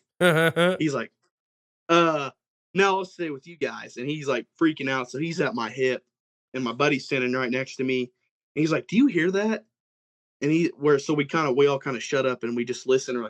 I'm like, I don't hear what you're hearing. He's like, you don't hear that whisper, like the voice? And I was like, what are you talking about? He Oh goes, gosh. dude, I can hear people talking. Oh wow. And so I'm kind of listening, and I'm only hearing the whistles. And I was like, I hear the whistling every now and then, and it feels like it's getting closer. And then he goes, no, dude, he goes, I am hearing like whisper, like voices. I can't tell you what they're saying, but I can hear like, it sounds like somebody's talking, but I can't understand what they're saying. So I was like, I can't tell you. I was like, it's not you guys, right? And I was like, dude, we're standing right here talking to you. Like, it's my brother's about to pee his pants, freaking out, and I'm right here talking to you. So it's not us. He's like, I don't know. Maybe it's just I'm scared. I'm a little spooked because all the whistling. And so let's walk a little bit farther. So we start walking, and we're getting going, and then it sounds like all hell breaks loose. It's just branches snapping. It sounds like people are just ripping branches off of trees, and the whistling is ungodly loud right next to us. And he's like, yeah, we're going in. So we kind of just take off running. Then behind us, we hear what sounds like running, and I turn around, nothing's behind us, but we hear the brush breaking, the sticks breaking. Sounds like somebody or something is running behind us, either in the tree line or it was right directly behind us. It was so loud. Like, it was like if somebody was on your tail playing tag and they were like right behind you, how loud it was and how clear. And he's like, do you see anything? And he's freaking out. My best friend, he's like, do you see anything? Like, I hear running, but I don't see anything. I was like, I don't see a thing. So we hop the fence, we get in the truck, and then I start the truck, and my tail lights, on the other side of the fence is this white dog again. And Mm. so it's just right behind us. Didn't go over the fence, didn't do anything, but it's on the other side of the fence, just standing there staring at us, lit up by my tail lights in red. So, and then we're like, yeah, and he's like, step on it. So they're freaking out, like, no way, we saw it twice. And I step on it and I get out of there. And we drove home. And on the way home, we had another experience with the ghost lights that were right behind us. They had another experience with those. And that is how story 2 ended. And my brother and my best friend no longer will go out there with me. I've tried to go back I out don't there blame them. with people. No, they're probably a little bit smarter than me. I'm definitely the thrill seeker and the adventurer. I love kind of getting scared. It's dumb, but I like it. I love to explore. I love to figure out the unknown. Yeah, absolutely. You're definitely cut from the same cloth as Joel, our buddy. Yeah, for sure. I mean, they're just people are like that. It's not that you're dumb. It's not you're not dumb. You listen to Cryptids podcast, so you're smart. But you know, it's just you. Like you said, you have a much more adventurous spirit than some. Definitely me. Man, any questions on that second story towards the end? Because I know there was a lot after. Sorry. Yeah, a lot happened. I the can't. first time we okay, took so- this pod. Seen Dogman second time. I do have a question. What was the eyes like on the Dogman? Were they just like normal canid eyes, So- or With what I saw, my buddy swears by it amber. To me, they almost looked more yellow than amber. like in my glowing opinion. or I thought reflecting? they were more of like. To me, it looked like they were reflecting almost. But he, like I said, we both have two different views. He goes, no, they were glowing amber. I'm telling you, dude, it was right in my face. It was the only thing protecting me from it was the glass and the door. Like it was right in my face. And so I thought they were glowing and more yellow. Yeah. But he swears by amber. And it can both be true. Yeah, I just- have. I was just gonna say, depending on the angle, maybe it I just didn't even say depending on how paranormal it is, right you know, how it might be presenting it may- itself different to- personally. yeah. You may have. It may be putting on personalized attributes Mhm. per Oh, viewer. Which I was going to say Mhm. that too with the sound, with him being able to hear the sound and not you guys. If it was just targeting Mhm. him, or if he can hear at different ranges than you guys could have. I could see both. Correct. Yeah, one or And- the other. And like, And this is. Oh, sorry. Go no, ahead. it's all I good. apologize. There's a little bit of lag, so it's on our end. No, so it's with the little house and everything, the little like you said, the shed or The cold the- shed. yeah. Well, that reminded me. We joke about it, but the Mountain Monsters episode with the Cherokee Devil, Mhm. because literally there was a Oh, shed. yeah, the red shack. Yeah, the Red Shack. And when I know you're laughing, but Cherokee no, Devil. whoever's It's in it could bad. hear voices. Yeah. And I kind of wonder if, because they do a lot of research, and I kind of wonder if they come across another place like this place in Purgatory, and that's what they were building that off of. Mm. You know what I mean? Inspiration. Yeah, no, because they do that. They pick pieces Right. of folklore and Real story, cryptozoology, yeah. and they move it into the episodes. So I kind of wonder if whoever was researching the episode found another place, and I'll look into that to see if there's maybe a place, and I have to look if it was in Tennessee or wherever that was maybe a local story there. Mhm. But like you said, you don't know where the ritual came from, but it's like a ritual.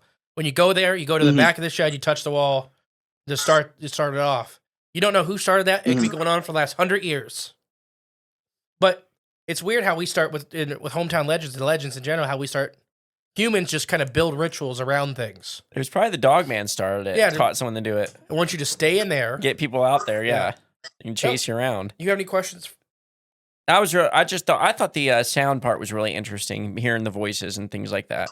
Yeah, that's not And this good. is something that I actually found out, and maybe there could be connection. This is what I was going to say a second ago. Me and my brother, we did a whole ancestry thing, and we did seeing like what we're mixed with, because my mom and my dad are one's from Italy, one's from Germany. And then we were kind of going back and doing all the bloodline stuff. And so I have a couple early ancestors that are Apache. So we have Apache blood in mine and my brother. So we have a little bit of Apache in us. And then I'm curious, he is pure, like, this is not to sound crazy, but not funny, but pure white. Like, he's just a white guy from Mhm. Oklahoma. Like, he doesn't have, there's not really any immigration, anything. It's just family's been here for as long as he can remember. And he has no native blood at all. So I wonder if it was almost targeting him in that way, maybe it's because they know or something like that to those extents. Maybe, possibly. I mean, like you said, nobody will ever know. Right. We can guess and speculate all day, but your guess is as good as anybody's. That it's race descending, which would make sense to some, probably to some of this stuff. But, And we were talked with in our last interview with Randy. What was that? Just a couple weeks ago, but he talked about Bigfoot being able, when it spoke to him, or oh yeah, it could put the sounds at individual, like it put those in your mind. It wasn't actually physically making the sounds. It put the thoughts, the sounds in your mind to you. Same with smell and things like that as well too. So I'm wondering if maybe that's what he was experiencing. Maybe that's why only he could hear it and not you guys, because it was just targeting him. And that's what I'm thinking too, is because going back on your guys' podcast with Randy that I've been listening to, and love those, by the way, those are amazing. I wanted to give you guys that was awesome. Props to that. Thank you. But no problem at all. But because he even said on the way home, he goes, I felt like I was being targeted. Like he's like, it's because he asked my brother and me, he's like, again, he's like, you swear by, like, you're not messing with me. Like, you didn't hear anything. I was like, I'm telling you right now, I'm not going to lie to you in that situation. I don't want to lie to you in general. Like, there's no point for me to lie. Like, we're seeing the same things. Right. I'm not hearing. He goes, it very feels like it was almost targeted towards me because it was on my side of the truck. Now that could have been just I wasn't putting the dog man with the rest of it. Is he the youngest in the group? So my brother is actually the youngest, but my friend is a year younger than me. Okay. I was 20 and he was 19. Oh, okay. And so that's why I was kind of crazy. Like, my brother, he was like, it was there. Like, when I saw it, it was scary, but it didn't feel, he goes, it's not like it was menacing towards me. It felt like it was almost, like you said, attached to Daxton, because that was his name. He's not hearing these sounds. Like, we're not hearing it, but he can hear the voices, and he's like, it swears it's like right behind him in his ear, or he's like, he can hear him distinctly, and me and you are only hearing whistles, and that's it. That's and super weird. We asked him, he's like, I didn't hear a single voice. Kind of like Betty and Barney Hill having separate experiences 100%. at the same time. But that would be one heck of an elaborate hoax or plan for you guys just to get him, having a dog man chase the car down. That would have been really elaborate. It's a kangaroo. We paid a white kangaroo to chase the truck. Right, yeah. I love that. 7 foot tall kangaroo. Hey, some people, they get 6 foot tall, so they're not too far off. Yeah, fair enough. No, it very much does seem like it's very personalized towards him, which is super weird. Where I don't know, he may be susceptible to stuff. So we've talked about that with everything, like you said, race, or even I've heard everything from blood type to even mental state. That maybe, whatever, I don't know this guy, and, you don't have to tell me anything about him. But if he was having a more mentally strenuous day, or, he's mentally exhausted, or he's more scared than the rest, these things, a lot of times will latch on to those. That's crazy that you... Oh, go ahead. Sorry. I apologize. That lag is getting me. I apologize. You go ahead. The crazy that you say that, because he was the most... like, no, this isn't real. Like, it's not happening. He was the most superstitious. He was like, it ain't gonna happen. Or he's like, you guys didn't see nothing. You guys were just scaring yourselves and hearing what you wanted to. He was very going into it like it's all a whole bunch of fake. And by the end of it, he's just wrapped, his head's completely warped because he doesn't know what's going on. And it's just like, what the heck happened? And that could be it. The phenomena as a whole does like to prove his existence. Like, and we talked about this on the show a lot, that if you really want it to happen, it won't happen. You've been, Jay, I'm looking at Jay for everybody at home, to some of the most paranormally active places in the world, in my opinion. That, where I know activity happens. Right, yeah. And it happened to me at one of them. And I told it, leave me alone. I'll kill us all. Right, yeah, you did. And you wanted it, and it never happened for you. Right, yep. And I think that, if you want it too bad, it won't happen. And if you really don't want it to happen, those are the ones that they really like to pick on. So that would make sense if he's that guy, being like, this is all BS. This is all dumb. What are we out here doing? Well, the phenomena really is going to. That's who it's going to show off for. And whether it's drawing energy from those interactions, where that's the biggest payoff. I feel like it plays some kind of role in it. Or if it's, maybe enjoys it, depending on what type of things we're talking about. If we get into more Fae and stuff like that, it may be the biggest kick, the biggest laugh you get. Which is the same kind of idea. Kind of, Yeah. they don't need it. Right, Not yeah. that they need it necessarily, but some of these other entities, demonic and otherwise, they kind of need that energy to feed. Mm-hmm. So if you're the biggest kick, if they can expel the same amount of quote unquote calories for the bigger kick, that's the person they're going to target for the show. Exactly, yeah. And we've had that happen in our own life. People like that have got targeted around us, where they get to show. We all experience paranormal things, but theirs is turned up to 10 because they're getting the biggest reaction. They get the extra. Yeah, they do. I mean, yeah, I don't know. What do you think about that, Dylan?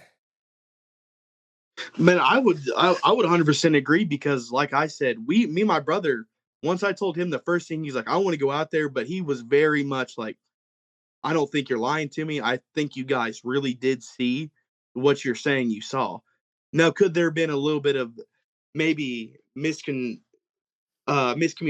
or something because everyone's scared, everyone's running? Could there have been something that's exaggerated? Sure. But he went in believing me 100%. Like, he's like, yeah, I think you guys really did experience this stuff because he listens to you guys as well.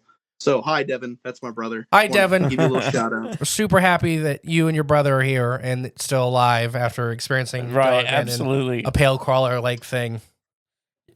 And that's white werewolf. I listened to your episode and I wondered because for the longest time after it happened, I thought Wendigo, Skinwalker, something to that length. Mm-hmm.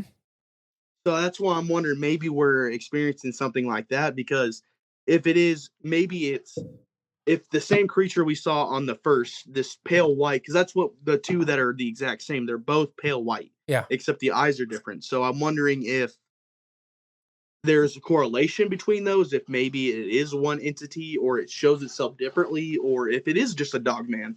Personally, I think they're all this so far what you've experienced at Purgatory. To me, it sounds like one entity or one group of things putting on different faces. It really seems show-offy to me because you never got hurt, but they were right on top of you. They were chasing the car. They never did anything though. It seems very show-offy. Correct. Which is just certain entities that we've done in our research and through the years, we found that certain things like to just show off. They like to be scary. Right. Or what are you thinking? You're looking like you have a different thought. No, I mean, I can see where you're going with that. No, I want to hear what you think. No, I don't know really beyond, unless it's just other things that it's just the land itself. If it's elementals and stuff presenting itself that way or whatever history that land has, I don't know. And like I said, for everybody at home, you're hearing this as a part of the season finale, right? Which we do our season finales. This one's probably going to be 15 hours long or something like that. They usually are. Well, the record's 12, and this one I think is going to be like 15. Oh boy, looking forward to it. Because we have a couple of these interviews snuck into it. No, I know. So that helps, that bolsters. Oh yeah, you're right. This is like the break. Yeah. No, so I'll do a deep dive into Purgatory and see what else I can dig up, and that'll be where we cut back off here. When we say bye to Dylan here in a minute, that's where we'll cut back in. Is I'll do the deep dive and see what else I can dig up, and there may be more stories of elemental type beings or fae or because I'm curious about what history that land has, or if anything significant happened there. Do you know anything about it, Dylan? The land or so what I've read about. And this is where it sucks because we're trying, like me and my buddies every day, like after work, because we work together. So we're all trying to find this because I've been talking to them. They've been listening to the podcast. I've gotten to listen to you guys. Oh, thank you. So they've been tuning in, and they're like, so the gentleman Daxton, that my best friend and my brother, we all had the exact same website. Like we are all on the website reading about it, and now it's like it's wiped off the face of the planet. Like we are trying so hard to find it. And find this information because literally, I mean, you have encounters of other people that the gentleman that owns this land, he posts them all in there. Like he has people writing him, leaving letters in his mailbox and notes. And he's like, we experienced this, and he like full-fledged posts them, and he's posted the pictures and everything. And it was crazy what comes around with the dog man again. It's like the exact picture that other people have seen is the exact same thing we've seen. Like it's almost to the exact same T of what we have seen out there and what we experienced twice in the same night. Right. And it's cool to know that other people in Oklahoma or whoever has experienced this at one point, maybe even the landowner himself. I'm gonna see if I can get on my Onyx hunting app and go out there and drop a pin where it's at. Oh, yeah, And good see if I can idea. find his information Oh, that'd be awesome. and try to see. I'm gonna try to get his information because he's had people, like I said, he's had people come up to the door scared out of their minds, peeing their pants. He's like, "Are you mess like people up like genuine people like upset parents calling him?" He's like, "I had nothing to do with this." And is Like it I'm not. You really think I'm gonna sit out in the middle of the And bug woods your all night, kids, every yeah. night to mess with kids? He's like, I've got a life too. It's like I'm not just doing this for the fun and games. Like it's not a joke. all right? This don't pay the bills, He's offering cash if you can stay the whole night out there. right? Exactly. Now, is the And to my website knowledge, no one's ever done it. And it Not sounds. one person's ever done it. What were you saying? is the website just something you can't remember the URL, or is it just gone, or can you use something like the Wayback Machine to access the old information? I think I'm gonna have to use the Wayback Machine and figure it out. And then, you know what I think about? My college laptop that I sent the old text on might still have that link, so I might be able to actually get that for you guys. Now that I think about it, so I can plug my laptop in here in a minute and get it and see if I have that messages. So, But and I'll man, I'll do some research and see if I can find it too. So there is one that you're gonna see. You know where Tulsa is, Yes. Mystery? Yeah. So there's a riding trail out called Purgatory Road in Tulsa, in that area. That's for like the people that take their Jeeps out there and go do all that. So I'm gonna try to find this for you and send you as much information as I can. I I've got appreciate buddies that have gone without me, and they have multiple stories just as crazy. And I've only have one more encounter, but it's the exact same, close to the same thing. But I actually was followed home at this point. Oh, I had something almost like attached and follow me home. Well, let's So if we save have that. time, I can tell you that. Let's actually, Okay. Dylan, we'll bring you back on for a separate episode for that. yeah. Okay. So, Yeah. That sounds awesome. Because about a half hour, we're about 40 minutes for this one, but because we want to keep these hometown interviews for about a half hour for the snippets that we're putting in.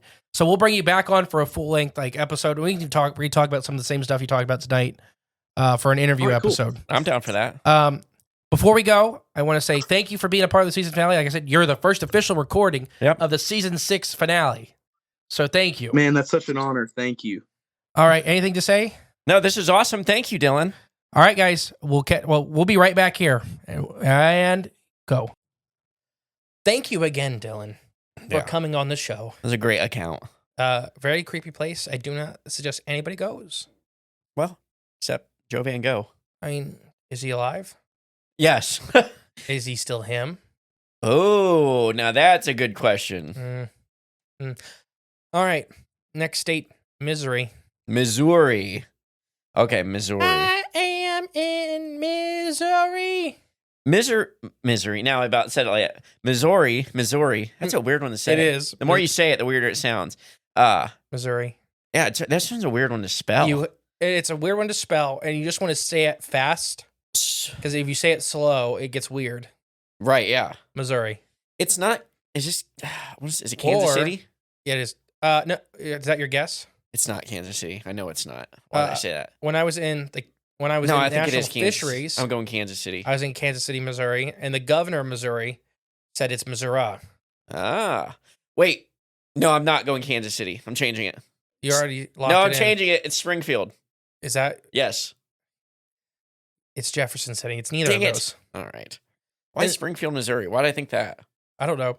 Jefferson City? And it's M-O. This is one that I never got because it made no sense to me because M's the 5th letter. Yeah. Or you mean O? O is the 5th letter. Right, yeah. Of Missouri. That's because they ran out of the other ones. Because you couldn't do I, and they Right. couldn't do S. Because there's 2 S's. Right. Because that's Mississippi. Yeah. Michigan and Mississippi. Yeah. No. Yeah. So we'll go with the O. Mm-hmm. So They just skip to the next vowel. Mm-hmm. See, it's simple. It's like the English language. It's just simple. And our next one, so this is a state that has 2 because we had a listener submission. Nice. Okay. This is by Crispy Bacon. Ah, Chris P. Bacon. Crispy Bacon. Welcome. Thank you, Chris P. Bacon. The Witch of Yazoo City. Mm. And he actually left this one in a 5-star review. So remember, if you're listening to this and you like it, leave a 5-star review. What do you think of cryptid or paranormal for Missouri? Momo, Big Money Monster. Ooh, that's a good one. Shoot, I don't That know. was Missouri, right? I just said it because I think it's Missouri. No, I really don't. I don't know. Sometimes I just go. I figured you know. If I don't know, I guess it don't matter. If that's what you thought of, that's what you thought of. No, because I think it's Illinois. I don't even know now. But no, I think of the I do think of the Big Muddy Monster, even though it may have nothing to do with the Big Muddy Monster. I just think of the stupid archway, and it has nothing to do with anything paranormal. I just think of that archway. You ever seen it? Yes. In St. Louis, yeah. Which I hate driving through St. Louis. There's like 800 turnpike turnoffs to different highways, and it's very confusing. And all of them, like 3 of them all go to the same way. That's just 3 loops you take around that takes you back to the same spot. But that's just me. All right, go on. Missouri. The Witch of Yazoo City. The article is written by Willie Morris. Let's see. So many years ago, there was a mean and ugly woman who lived alone in a carefully guarded seclusion near the banks of the Yazoo River. Nobody knew anything about her but the loathsome of her loneliness. They hated her so much, they didn't even give her a name. It was rumored that one stormy night, she would lure fishermen into her house, poison them with arsenic, bury them in the densely wooded hills nearby. That was her hobby. But although many people suspected her of these evil deeds, no one was ever able to prove it. So very much. She's like a fire salamander. Yeah, gosh. I mean, that's basically it, right? There's a bunch of... This is like a... blamed her. The Grim Adventures of Billy and Mandy Okay. had a lady like this. Huh. Everybody, like, her yard was just full of toys that nobody would go and claim. Okay. Because they were all terrified of her. Mandy went in and got, like, locked in the house. And she ended up just being this nice old lady. Yeah. And they're like, so she's like, you don't have a big pet tarantula, you feed little kids. She's like, well, kinda. And she's like, what? I do have a giant pet tarantula, but he just eats melon. Yeah. And so they just literally just give, and it looks like from the window, this thing's eating a head. Yeah, it's a melon. Yeah, it's a melon. It's like, and she's petting the tarantula. It's just like a dog. kind of like on a Sandlot with the beast across the fence. Yes. An old man, James Earl Jones plays it, which rest in peace, James Earl Jones just passed away this past year. Did he really? Yeah. Just this past year. Hmm. Myrtle, Mr. Myrtle. He's just a nice old man that loved baseball. So nobody could prove that she killed anybody. Yeah. Then one late afternoon in 1884, a boy named Joe Bob Duggett I love that name. was passing by her house on a raft when he heard a horrible, ungodly moan from one of the rooms. He tried to raft up the cypress branch, run to the house, and then look through the window. That's when he saw, chilled him to the bone in the blood. 2 dead men were stretched out on the floor of the parlor, and the old woman was wearing a black dress caked with filth and cobbleburs, which are a little seed, like a little plant seed. Oh. Like sticker bushes is what we always called them growing up. Oh, I know what you're talking about. He had turned her face up to the ceiling and was singing some dreadful incantations, waving her arms around, dancing in circles all the while. So is a demon inhabiting her body doing some ritual. Joe Bob Duggett I love raced it. to his raft, floated into town, told the sheriff what he had seen. They got to the house by horse and buggy and spade to the old woman's house. They mashed down the front door and were unable to find either the dead bodies of the men or the demented old woman. They climbed to the stairs of the attic, opened the door an inch or two, and caught the sight of several dozen half-starved cats. Ooh. First cat lady. All bunched together in natting like wild, insane animals. There were 2 skeletons, which were never identified by the sheriff's office, dangling from the dusty rafters. Fish bones littered the floor, and the smell was pungent. The sheriff and his deputies and Joe Bob stood there transfixed, finally banging the door shut. 8 or 10 cats had tried to get out, trying to claw at them as well. Ugh. Then from the backyard, they heard the sounds of footsteps in the falling pecan leaves. They ran to the upstairs window and saw the old woman sneaking away into the swamps on the abandoned river. Mm. They yelled, "Stop in the name of the law," the sheriff shouted. Yeah. But the old woman, who, as Joe Bob Duggett would later tell his grandchildren looked half ghost and half scarecrow, but all witch. Joe Bob. Joe Bob Duggett. I always trust a man named Joe Bob. I mean, So it took off into to the swamps on a like a manic gape, just riding on all fours like a monster. yeah. Like a skinwalker. Yeah, they followed in hot pursuit, and a few minutes later, they came to the site of Joe Bob remembered so well he would describe again and again 1,000 times on his deathbed, the King's Daughters Hospital in 1942. The old woman was trapped in a pitch of quicksand. They caught up just seconds before her ghastly, poke-marked head was about to go under. She had the time to shout these words at her pursuers. I shall return. Everybody's always hated me here. I will break out of my grave and burn down the whole town the morning of May 25th, 1904. Then, as Joe Bob also described it later, with a grunge and a wrench of the woman sank into the sight of this quicksand. Jeez. It sounds like something you would say. I'll get you. I'll burn this whole town down. You know what? I may be a witch from Missouri. Yeah. Or you have the temperament of one. That's all. I mean, the more I'm looking into this lady, the more I'm like, I can relate. yeah, this is you and the Unabomber. Yeah. Oh, yeah, that's right. I just sympathize. The one I sympathize Yes. with. Yeah. That's me and the Yazoo witch. Like, Yeah. the whole town always hated me, and I always hated this whole town. I'll burn it down to the ground. And then you sink into a Pit of quicksand. Yeah. I'm too buoyant for that. I've already tried twice. You sink halfway down, just stop. Well, you can leave now. I'll get out. I'll get out. So she sank and disappeared. With Man. the aid of pitchforks and a long cypress limb, the authorities were able to fish her body out of the quicksand. The next day, with the wind and the rain sweeping down from the hills, they buried her in the center of the town cemetery in a cluster of trees and bushes. Around her grave, they put the heaviest chains they could find. Some are so strong and solid links. If she can break through this and burn down Yazoo, the sheriff said, one more seriously, she deserves to burn the town down. Oh, no. A years went by, and the long Mississippi seasons came and went. The town forgot the old woman. Then on the morning of May 25th, 1904, some 20 years later, could you imagine if you knew the story and you're just, Waiting. tomorrow's the day. Yeah. You know, we should go on vacation. Oh, We wait. should leave town this week. Are you the mayor of L.A.? Hey, watch out, Arizona. They just canceled everybody's fire insurance.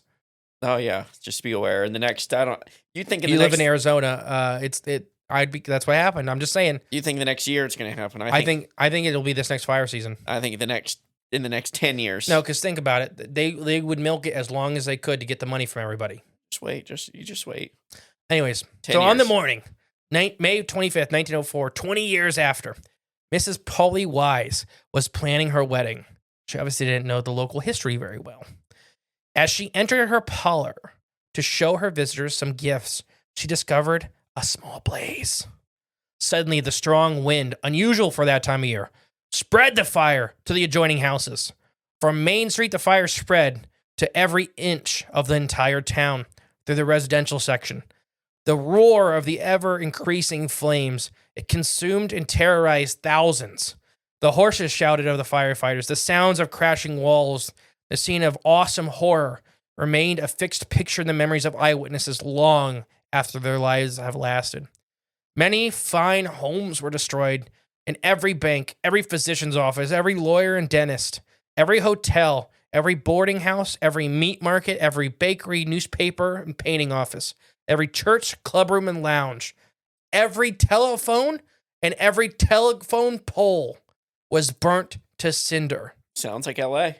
This entire town was burnt to nothing in one day. And on the day when she said, The next day, after numerous flames had consumed themselves out, several elderly citizens in town made the journey to the grave in the middle of the cemetery. Oh, she's going to be gone, ain't she? When they discovered what passed along to friends for many, many years, the boys would go see themselves, for no repairs were made as a remnant of future generations. The grave had been burst open by super strength. From the chains inside? rendered asunder, like an explosion had went off from within. Wow. This sounds like Ernest Scared Stupid. The plot. Yeah, so Except it was a troll. don't let a witch drown in quicksand. So, yeah, I have a question about that. So, Sorry, you made me laugh. I didn't realize. I thought, did she mean to get caught in the quicksand? No, Or it was on her escape, she got caught up on in her it. escape. So She she got caught cursed in the them. quicksand. So she was mad and cursed them, put a curse on the whole town. Okay, that makes a lot more sense. I thought that was like, I thought that was like her escape route. Yeah, and like she had a secret tunnel under there. But, I'll see you guys later. But when you said, and they fished her body out with pitchforks, and I'm like, oh, no, she's dead. Yeah, she's dead. I told you about the sheep we pulled out of one of these pits, right? Oh, no. Yeah. One I got stuck in. Oh, no. Yeah, we pulled a little sheep out of one. It was fresh. It didn't stink, but we got pulled down in one of these pit that I got stuck in. Like quicksand? Yeah. It was on our old property. In it here? Yeah. Oh, really? Yeah, and my dad filled it in. Oh, Neighbor's good. sheep, because the neighbors left missing the sheep. There's 2 sheep missing. We assumed the other sheep was in there because I touched Probably. it when I sank in it. Yeah. Oh, that's sad. Did you have was there a spring or? I have no idea. Okay. I was like 7 when Dad filled it in. Okay. I know about died in it. Yeah. Oh, I didn't know. I guess I never really come across like that around here. I mostly drained all of them. Well, you think so? I didn't think we had the soil composition for it. But although we did have one time in our front yard, I think a tile, like a drainage tile, had a hole or burst in it, and all the water come flowing out of it, but straight up into our yard. But it didn't like break through the soil, like the grass layer. So it just created this huge water bubble underneath the grass. Yeah. So it was awesome. You touch it and all the grass would ripple a big wave. And 2, once we figured it out, we were taking the go-kart and you just run it right through it and destroy it, and water would go flying everywhere, and it was super fun. And then my dad got home from work and realized we just made this huge mud pit right in the middle of the front yard. And he wasn't that happy. We tore the front yard up. Maybe this is me. What'd she do next? That's it. I mean, Okay. she now runs a salamander restoration ranch. Yeah, okay. Yeah. Maybe she is you manifested. I shall return. Right, yeah. Everybody always hated me here. I will break out of my grave and burn this city down on the morning of May 25th, 1904. I'm pretty sure you said that to the city council at some point. Roughly. Somewhere roundabout way. I mean, not those exact words. No, but the intent. It's all about the intent. You know? That's what we discussed here today. What's our next date? Gosh. I have let's see. Okay, I have another. Actually, this one has 2 submissions. This is from. Oh, yeah, Missouri has 2. JB is what I'm going to go with. Hey guys, it's me, the review guy, about your collection of small town hometown legends. There's a story not far from where I grew up. We call it Zombie Road. Its real name is Lawyer Road, Lawler. It comes off the right of Ridge Road and it access to the Merrimack River. It was built in 1850s in Wildwood, Missouri. It's closed to the public, and the cops are more than happy to run you off if they catch you down there. Growing up, I heard stories of roving bands of ghost children that drowned in the river on Halloween night. Ghosts of Confederate soldiers and spirits of an enslaved man named Amos, who walked up and down the hills with his lanterns. Is it Famous Amos? Amos. Amos? Yeah. Amos. Yeah. Like the cookies. Which he was on Shark Tank a long time ago. The Famous Amos guy? With a coconut drink. I have a great uncle Amos, and he used to tell us he was Famous Amos. They named the cookies after him. Great uncle. Famous Amos got screwed on the cookie deal. Did you know that?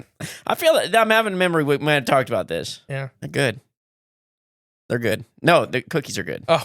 You said this old man got screwed No, on the cookie deal. No, they're good. Sorry. Maybe back to the email. I don't know if any of those are true, though. Back when it was, I would say 2019 to 2020, I was in my car with my mom going down Ridge Road near the river, and I could have sworn I seen a bluish-white light off in the woods. Maybe it was a person, maybe just me being crazy. Maybe it was Amos's lantern. I don't know. Well, I would love if you guys could dig up any more details on the road. Of course, love the show and hope the night watchers at Squatching are in sombreros. Thank you, JB. Yeah. Zombie Road in Wildwood, Missouri. I did find more. Okay.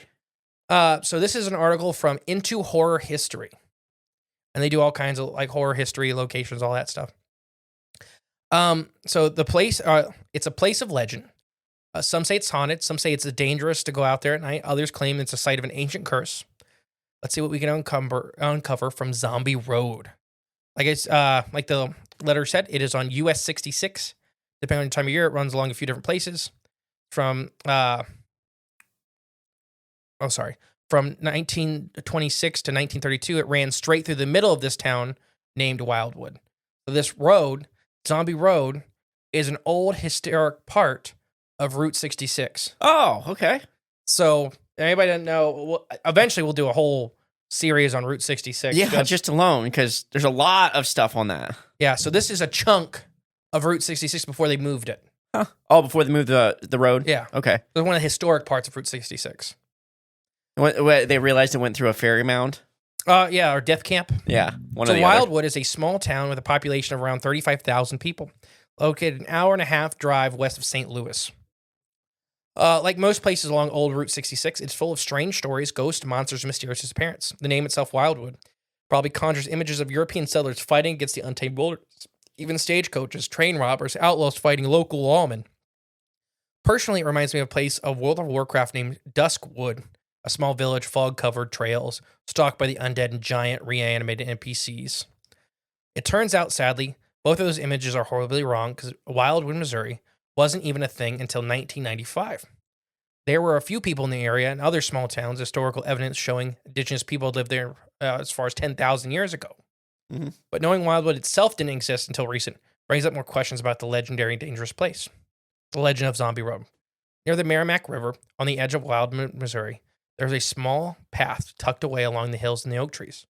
It was originally built in 1860s, over 100 years before Wildwood even existed.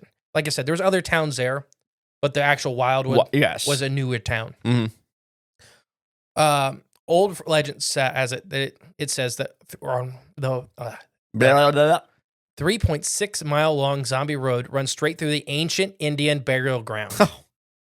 Yeah, they made a road right through this. Mm-hmm. Well, maybe that was the road to the burial ground, and they're like, hey, let's just keep going. Well, there's a hill in the middle of the road that they cut right through, and they just threw all the bones into the river.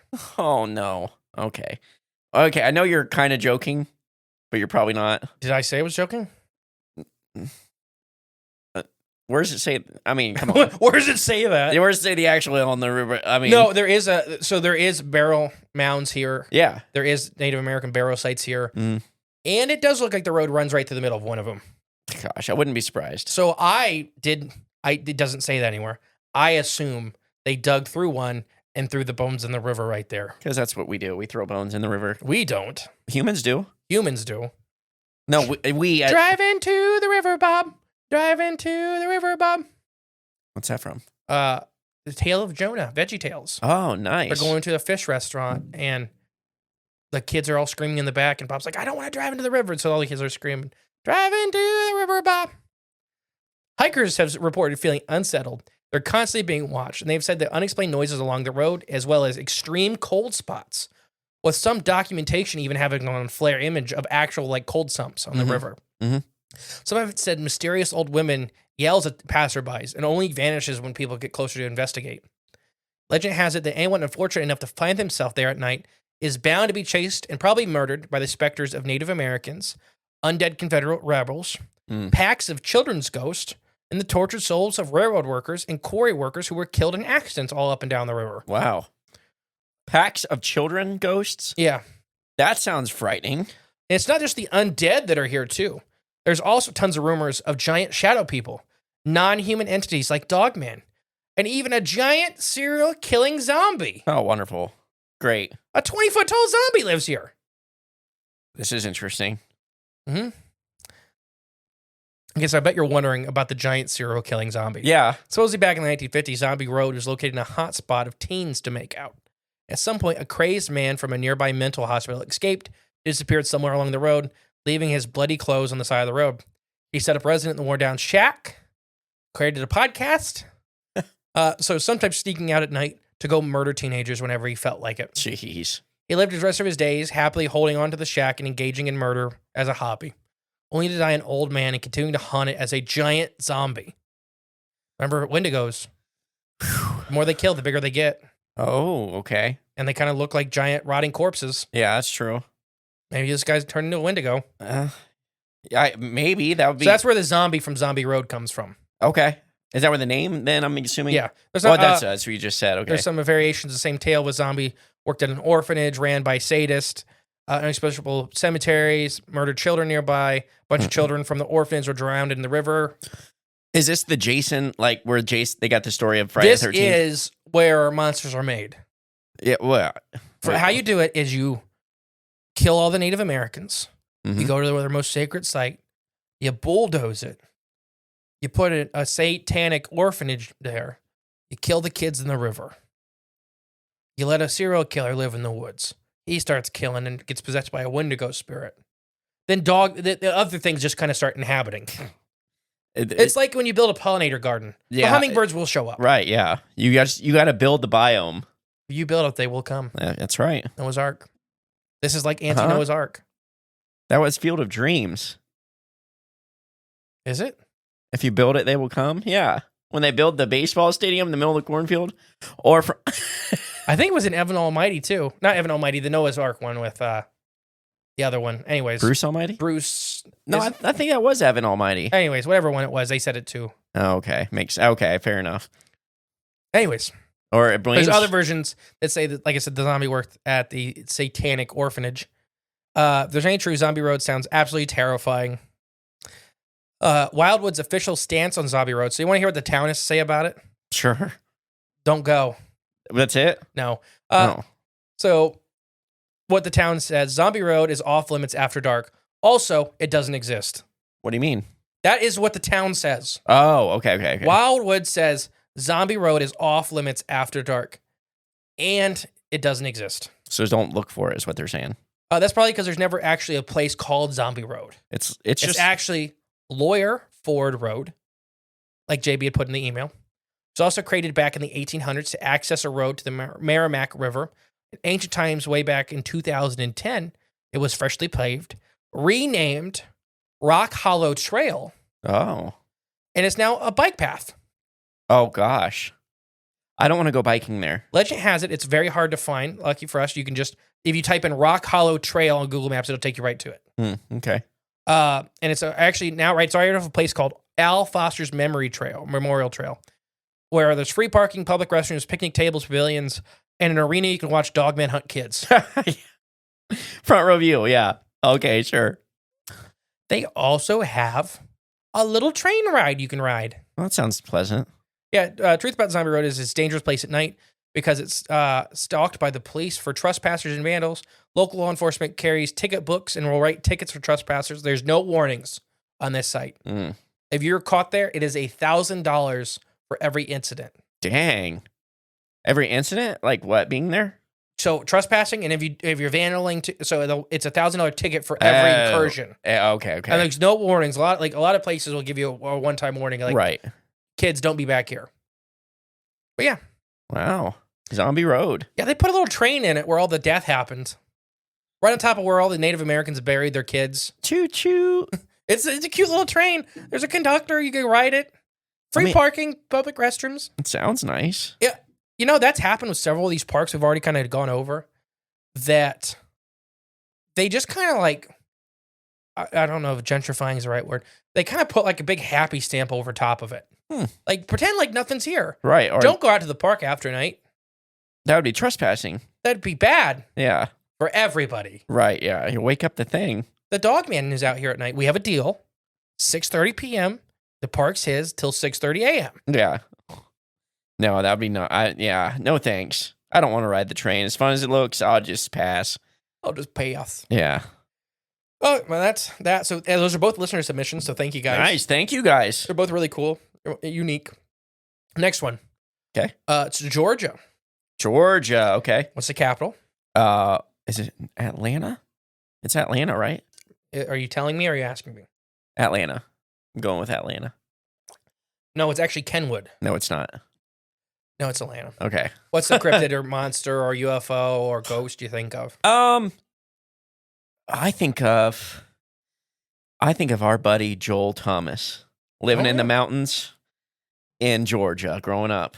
Sure. And the stories he tells me, the weird stuff that happened there. That's kind of what I think of. Yeah. I always Georgia Raptor. Ooh, okay. Always. Yeah. We did an episode on that forever ago. Yeah, it wasn't. Gosh. This is a really unique one I found. There's a little bit of haunted weirdness with it. Okay. It's more that it has magic healing properties, this next one. Like a Fountain of Youth kind of thing? Not a Fountain of Youth. It's claimed to heal all kinds of ailments. Okay, healing fountain. Okay. It's Indian Spring State Park. It has a healing spring. I'll read you a little bit of the history and everything like that. The Native Americans highly viewed this area as a healing area. The water as having great ability to heal. Yeah. Including diseases of cancer and stuff like that. Some have claimed. It got tried to. I'll read you the whole thing from the article, but I'll just my synopsis. The government tried to shut it down, and that didn't go well. So now it's open. You can go fill up your water bottle in it. Yeah. Drink at your own risk, kind of deal. Yeah, for sure. I don't think I could drink it because it is sulfur heavy water. But we'll actually talk. People have analyzed it, and it's got some really unique compounds in the water there. Yeah. But it's stinky. But a lot of people that praise it say ignore the smell. It's got a sulfur smell. Yeah. Like around here. Yeah, like our well water. Gosh. Which I could drink our well water. It would. I drank it. So I told you, like, if I use shampoo and showered with well water, then I would have a bad breakout. That would be enough to put me over the edge. But just the water by itself or the shampoo by itself. Yeah, I could do one or the other. Yeah. So I could probably drink it. Indian Spring State Park. So let's talk about it. Indian Spring State Park draws flocks of visitors and regular to the spring water year-round. Located in the heart of Georgia, these natural springs have captivated locals and visitors alike for centuries. Natural spring water smells potently of sulfur. Nevertheless, people continue to drink the water and a long-held belief of its great healing properties. The tradition of drinking water from this healing powers started hundreds and hundreds of years ago with the native Creek Indians. Okay. Find the mineral water, the museum, and more at Indian Springs State Park. Indian Springs State Park is possibly the country's oldest state park. The U.S. government wrapped this one up quick. What do you mean? Oh, okay. Understand. So the Creek Indians lived in what is now known as Indian Springs long before any Europeans stepped foot on land on this continent. In 1825, the Creek Indians surrendered their land. And after pressure from the U.S. government and devastating civil wars between the Upper and Lower Creek Indians, Creek Chief William McTosh ultimately signed the treaty that traded all the Creek territory of Georgia for land at the Chattahoochee River. The chief would later be killed by other Creek Indians for failing to act in their interest. So they made this chief. They basically forced him to sign all of the territory over in the state of Georgia. Yeah. And then the other Creek Indians killed him because they're like, yeah. Well, they never knew how much that muddy water meant to him. It's where he learned how to live and he learned how to love. I just wanted to start singing. I almost started singing the other song. Not that song, but a different song. We're saving for later. Oh, okay. The land has become protected public recreation area in 1826. According to the Georgia State Parks, this agreement made the Indian Springs State Park the oldest state-owned recreation area in the country. That's news to me. I learned something on this one. From Indian Springs State Park, you can hike the 5.9-mile multi-use trail along the hardwoods. Interesting half stop, the Dusty Trail Nature Center. Hikers are classified Georgia fauna as blazingly beautiful. Jackson Pulpit, Trillium, Dubuque's Trail Nature Center. There's also a 20-mile trail that accommodates hikers, bikers, and horseback riders. It's all kinds of stuff. There's a really cool museum there. Doesn't do maybe the best job of telling you how the spring was gotten.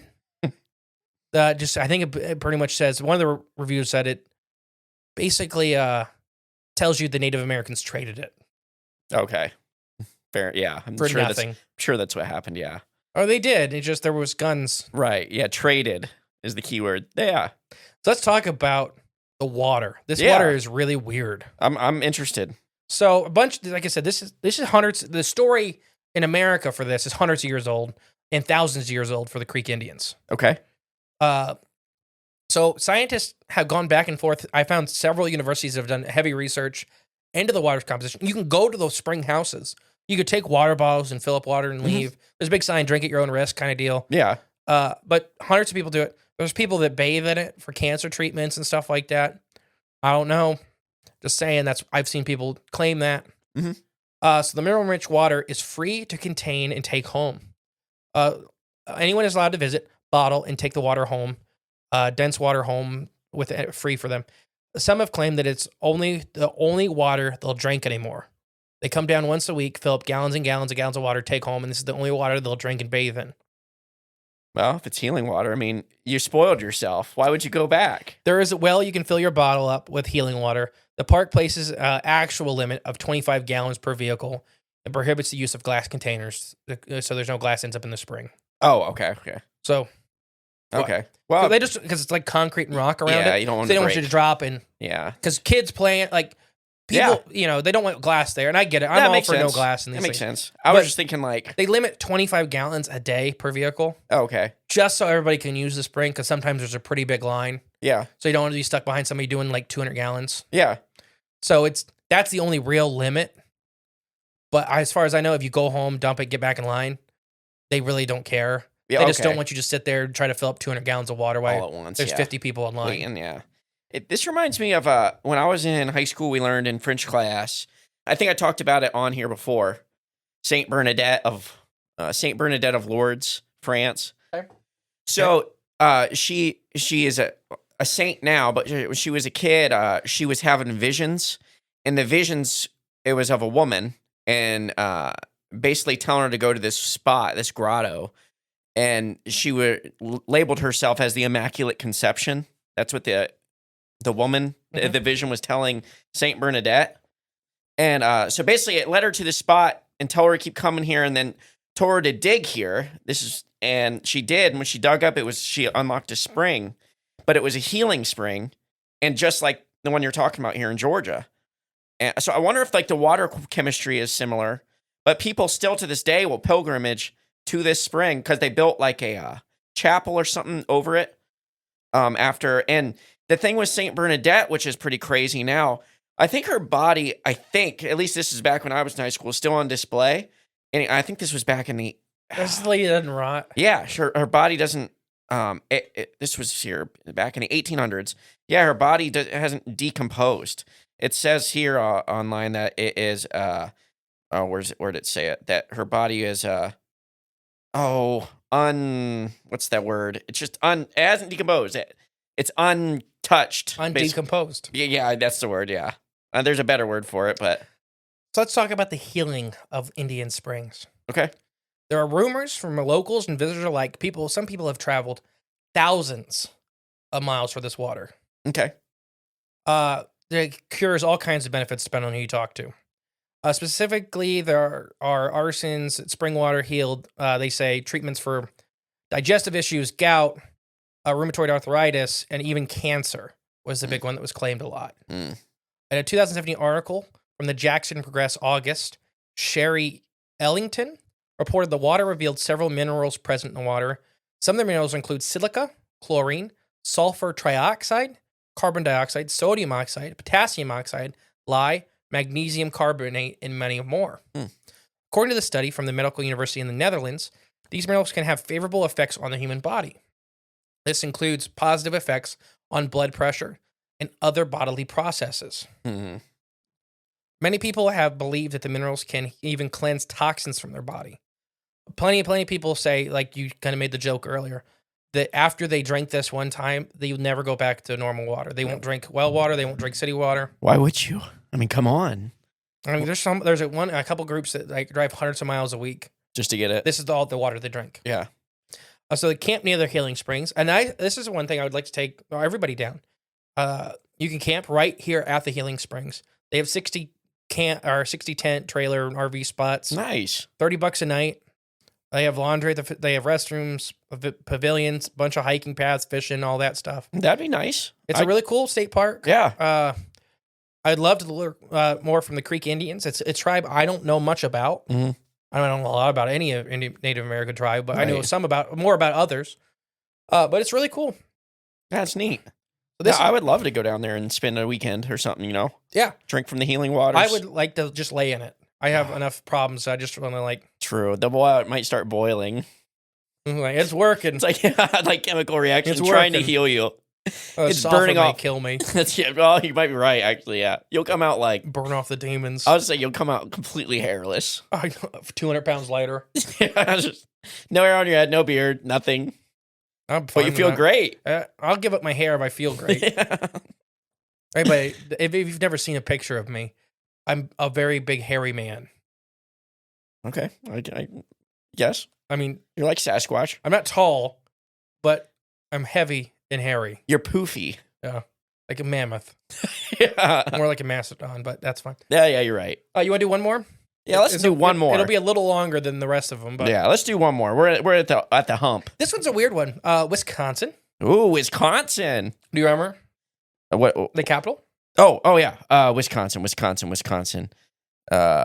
what I would get. Madison. Yep. Madison. Been there. Travel through there when I'm heading up to Minnesota to go fishing. What do you think of Wisconsin? Beer. Yeah, I'm No, I'm just kidding. The cheese caves. idiot. The cheese cave. What? That's not even in Wisconsin. It's not? No, It's not. Where is it? like Idaho or something like that. It's a limestone mine that they started storing French fries. Look it up where the cheesecake is. I'm looking it up right now. Why'd I think? No, Cheesehead? Rhinelander, the Hodag. Well, yeah, I mean that's overdone. No, I'm just kidding. All right, that's like the Wisconsin in our field, the Wisconsin thing. Oh, it's in Missouri. Cheese caves in Missouri. Yeah. Dang it! Well, I still think of Wisconsin. I think of cheese. You want to learn more about the cheese cave? Check out the DW Conspiracy podcast. Yeah, those guys talk. DW Conspiracy Shack, whatever the heck it's called. Shack, yeah, the DW Conspiracy Shack podcast. That was one of their early episodes. Is the cheese cave. Mm-hmm. All right, the Antigo alien encounter. Ooh, This is Antigo, Wisconsin. It's a little place. This is one that's super weird. There's not a lot to it. It's just a quick weird encounter with what everybody believes is an alien asking for directions. Huh. And the bar still stands, but it has a different name. And everybody in town says it's a different bar. Because this town has like 5, 6 bars like Ada does. Oh, okay. And everybody's like, no, it was that bar. No, it was that bar. Yeah. Okay. So for several days prior to the encounter, there were a multitude of UFO reported sighting over Antigo. Antigo, yeah. On Saturday night of 11/16, Mrs. H, proprietor of a local bar and restaurant, had seen her family. They're driving around. They seen a maneuvering light in the sky, darting back and forth like a bee. Okay. Big, massive light. The next afternoon, while on duty at her bar, Mrs. H saw a little man with a very strange appearance come in. He had a skullet. He was about 4 foot tall. Oh, here we go. Yeah, he had a clone number on the back of his head. Oh, I know this one. So strange appearance, 4.5 foot tall, entered the bar with a kind of bouncing gait, like he didn't know how to walk. Okay. He motioned for her to come closer and addressed her in rapid English, saying, "You saw a bright light on Friday night?" She corrected him, saying it was Saturday, but he repeated his assumption 4 times. He wanted her To think it was Friday. to admit to him it was Friday, Mm-hmm. when it was actually Saturday. Mm-hmm. Yeah. He was smiling throughout the whole rapid fire disclosure. Big teeth, like just smiling like a little monster. Showing a mouthful of white teeth. His eye level was no higher than the top of the bar. He wore dark glasses that were 1 inch wide frames. He had a dark complexion with shiny black hair. His jacket was loosely woven like burlap. He continued his monologue and said a meteor was supposed to have landed nearby, adding something unclear to Miss H about Medford, repeating the name several times. There's a town of Medford located 100 miles west of Antigo. We don't know if that's what he was talking about. Right. But throughout the whole, he told her all kinds of stuff that she couldn't like remember after the encounter. But he talked to her forever. Yeah. But it was like rapid fire. And let me, I guess, finish. There's like 4 more sentences. And then he spoke to her fast as Mrs. H was unable to follow anything he said after some points. On perceiving things, he threw his arms in the air and exclaimed, and the whole world lit up, and wheeled about and stalked out the door. By the time Mrs. H had recovered her surprise, the stranger had disappeared, and several patrons of the bar had not heard a car drive away. So this little weird guy, dark complexion, mouthful of too many teeth, 4.5 foot tall, comes in, is asking her about the UFO she's seen, that she didn't tell anybody she's seen a UFO. And like shiny, greasy black hair. Yeah. A burlap jacket, which humans don't generally wear burlap. Not too often. Unless you have to, I guess. It's a really rough thing to wear. Yeah. And so I always kind of, reading this one, this is like a UFOers thing. Because people go to the bar. This is like people that are looking into the Men in Black and all that. It's a weird one. There's not much on it. Mrs. H could not remember a lot. She did turn this into MUFON and some of the other organizations, and then she immediately backed away from it because she did not want all the researchers coming. The attention it brought. Yeah. But she tried to turn it into somebody to because she felt like she needed to. Right. And then it immediately got too much for her. Yeah. So that's why, like, UFO trippers, this is a lot on, like, if you're really into UFOs, this is a spot a lot of people go is Antigo. And there's like 5 or 6 bars in town, so people just visit all of them. But if you ask locals about it, some will say this never happened. Some will say it did happen. It happened at X bar. Some will say it happened at this bar. Some will say it happened at this bar. Well, who's to say it didn't happen at multiple bars? I'm just saying with Mrs. H's encounter. Oh, just hers in particular. Yeah. Okay. This story. Yeah. And he talked to her for apparently like a half hour. Yeah. And she can remember 4 sentences he said. Yeah. Which I understand that. And especially with how like these things work, things being like interactions with interdimensional things that are speaking to you. They can manipulate your mind, manipulate a lot of things. So she never did any real follow-up interviews, and we never know her real name. But she was adamant he kept this massive smile on the whole time, this massive disclosure of information. I kind of think his mouth wasn't moving. Yeah, doing the mind speak. Yeah, doing the mind speak like Indrid Cold. Right. The smiling man. I wonder what do other people call that? Like, they don't like the term mind speak. I don't know. It didn't matter to me. I don't care. Yeah, it doesn't really matter to me, but I guess just trying to put it in words that everyone can understand. Like info dumping, like just dumping information into your brain. Speaking directly brain to brain instead of mouth to ear. But I kind of wonder if that happened because she was adamant the whole time he just was smiling with this mouthful of too many teeth. Yeah, yeah. And it really kind of reminds me of Indrid Cold. It does, yeah. Except small. You're right, Indrid half was the a tall, size. thin man. Maybe Indrid was 2 of these guys and one like on Little Rascals. Now, was her name Mary from the Mothman saga? Yeah. When the 3 weird guys came into her office. Right, yeah. This was what makes me think of them. She says they were olive complexioned. After she stared at them a long time, they were wearing wigs. Their eyes were weird behind their glasses. And they never opened their mouth. So it's almost not a Man in Black, but it's almost kind of that line of these. Yeah, who are these people? Like if it's the same type of beings, who are they? Yeah. Are they humans or are they, maybe they're just part of the, we find those ancient, like, not pygmy people, but like, I guess pygmy people. I mean, the ant people. Yeah. I mean, these could be the ant people. Just still here. They just kind of look more modern than we think now. Or that's the mask they're putting on. I don't know. It's weird though. It's weird stuff, and I don't know. There's just something. There's something that connects all of them together, and I don't know what it is. Dang it! And I think that's what drives me nuts. But one day we'll find the answers. All right, I think that's gonna be it for part 3. Part 3. A little bit of a longer one, but yeah, that's all right. Thank you guys again. Hopefully you're enjoying this. Like I said, this is a very different style season finale, but they've all been different, and they'll continue to all be different. So hopefully you're enjoying this. It is currently 10 o'clock here. I have been the great and powerful mystery. I've been J Clone 6. We'll catch you next week, guys. Bye. Hey guys, thank you for listening to Cryptids the Corn podcast. Remember, the best way to support the show is share it with a friend.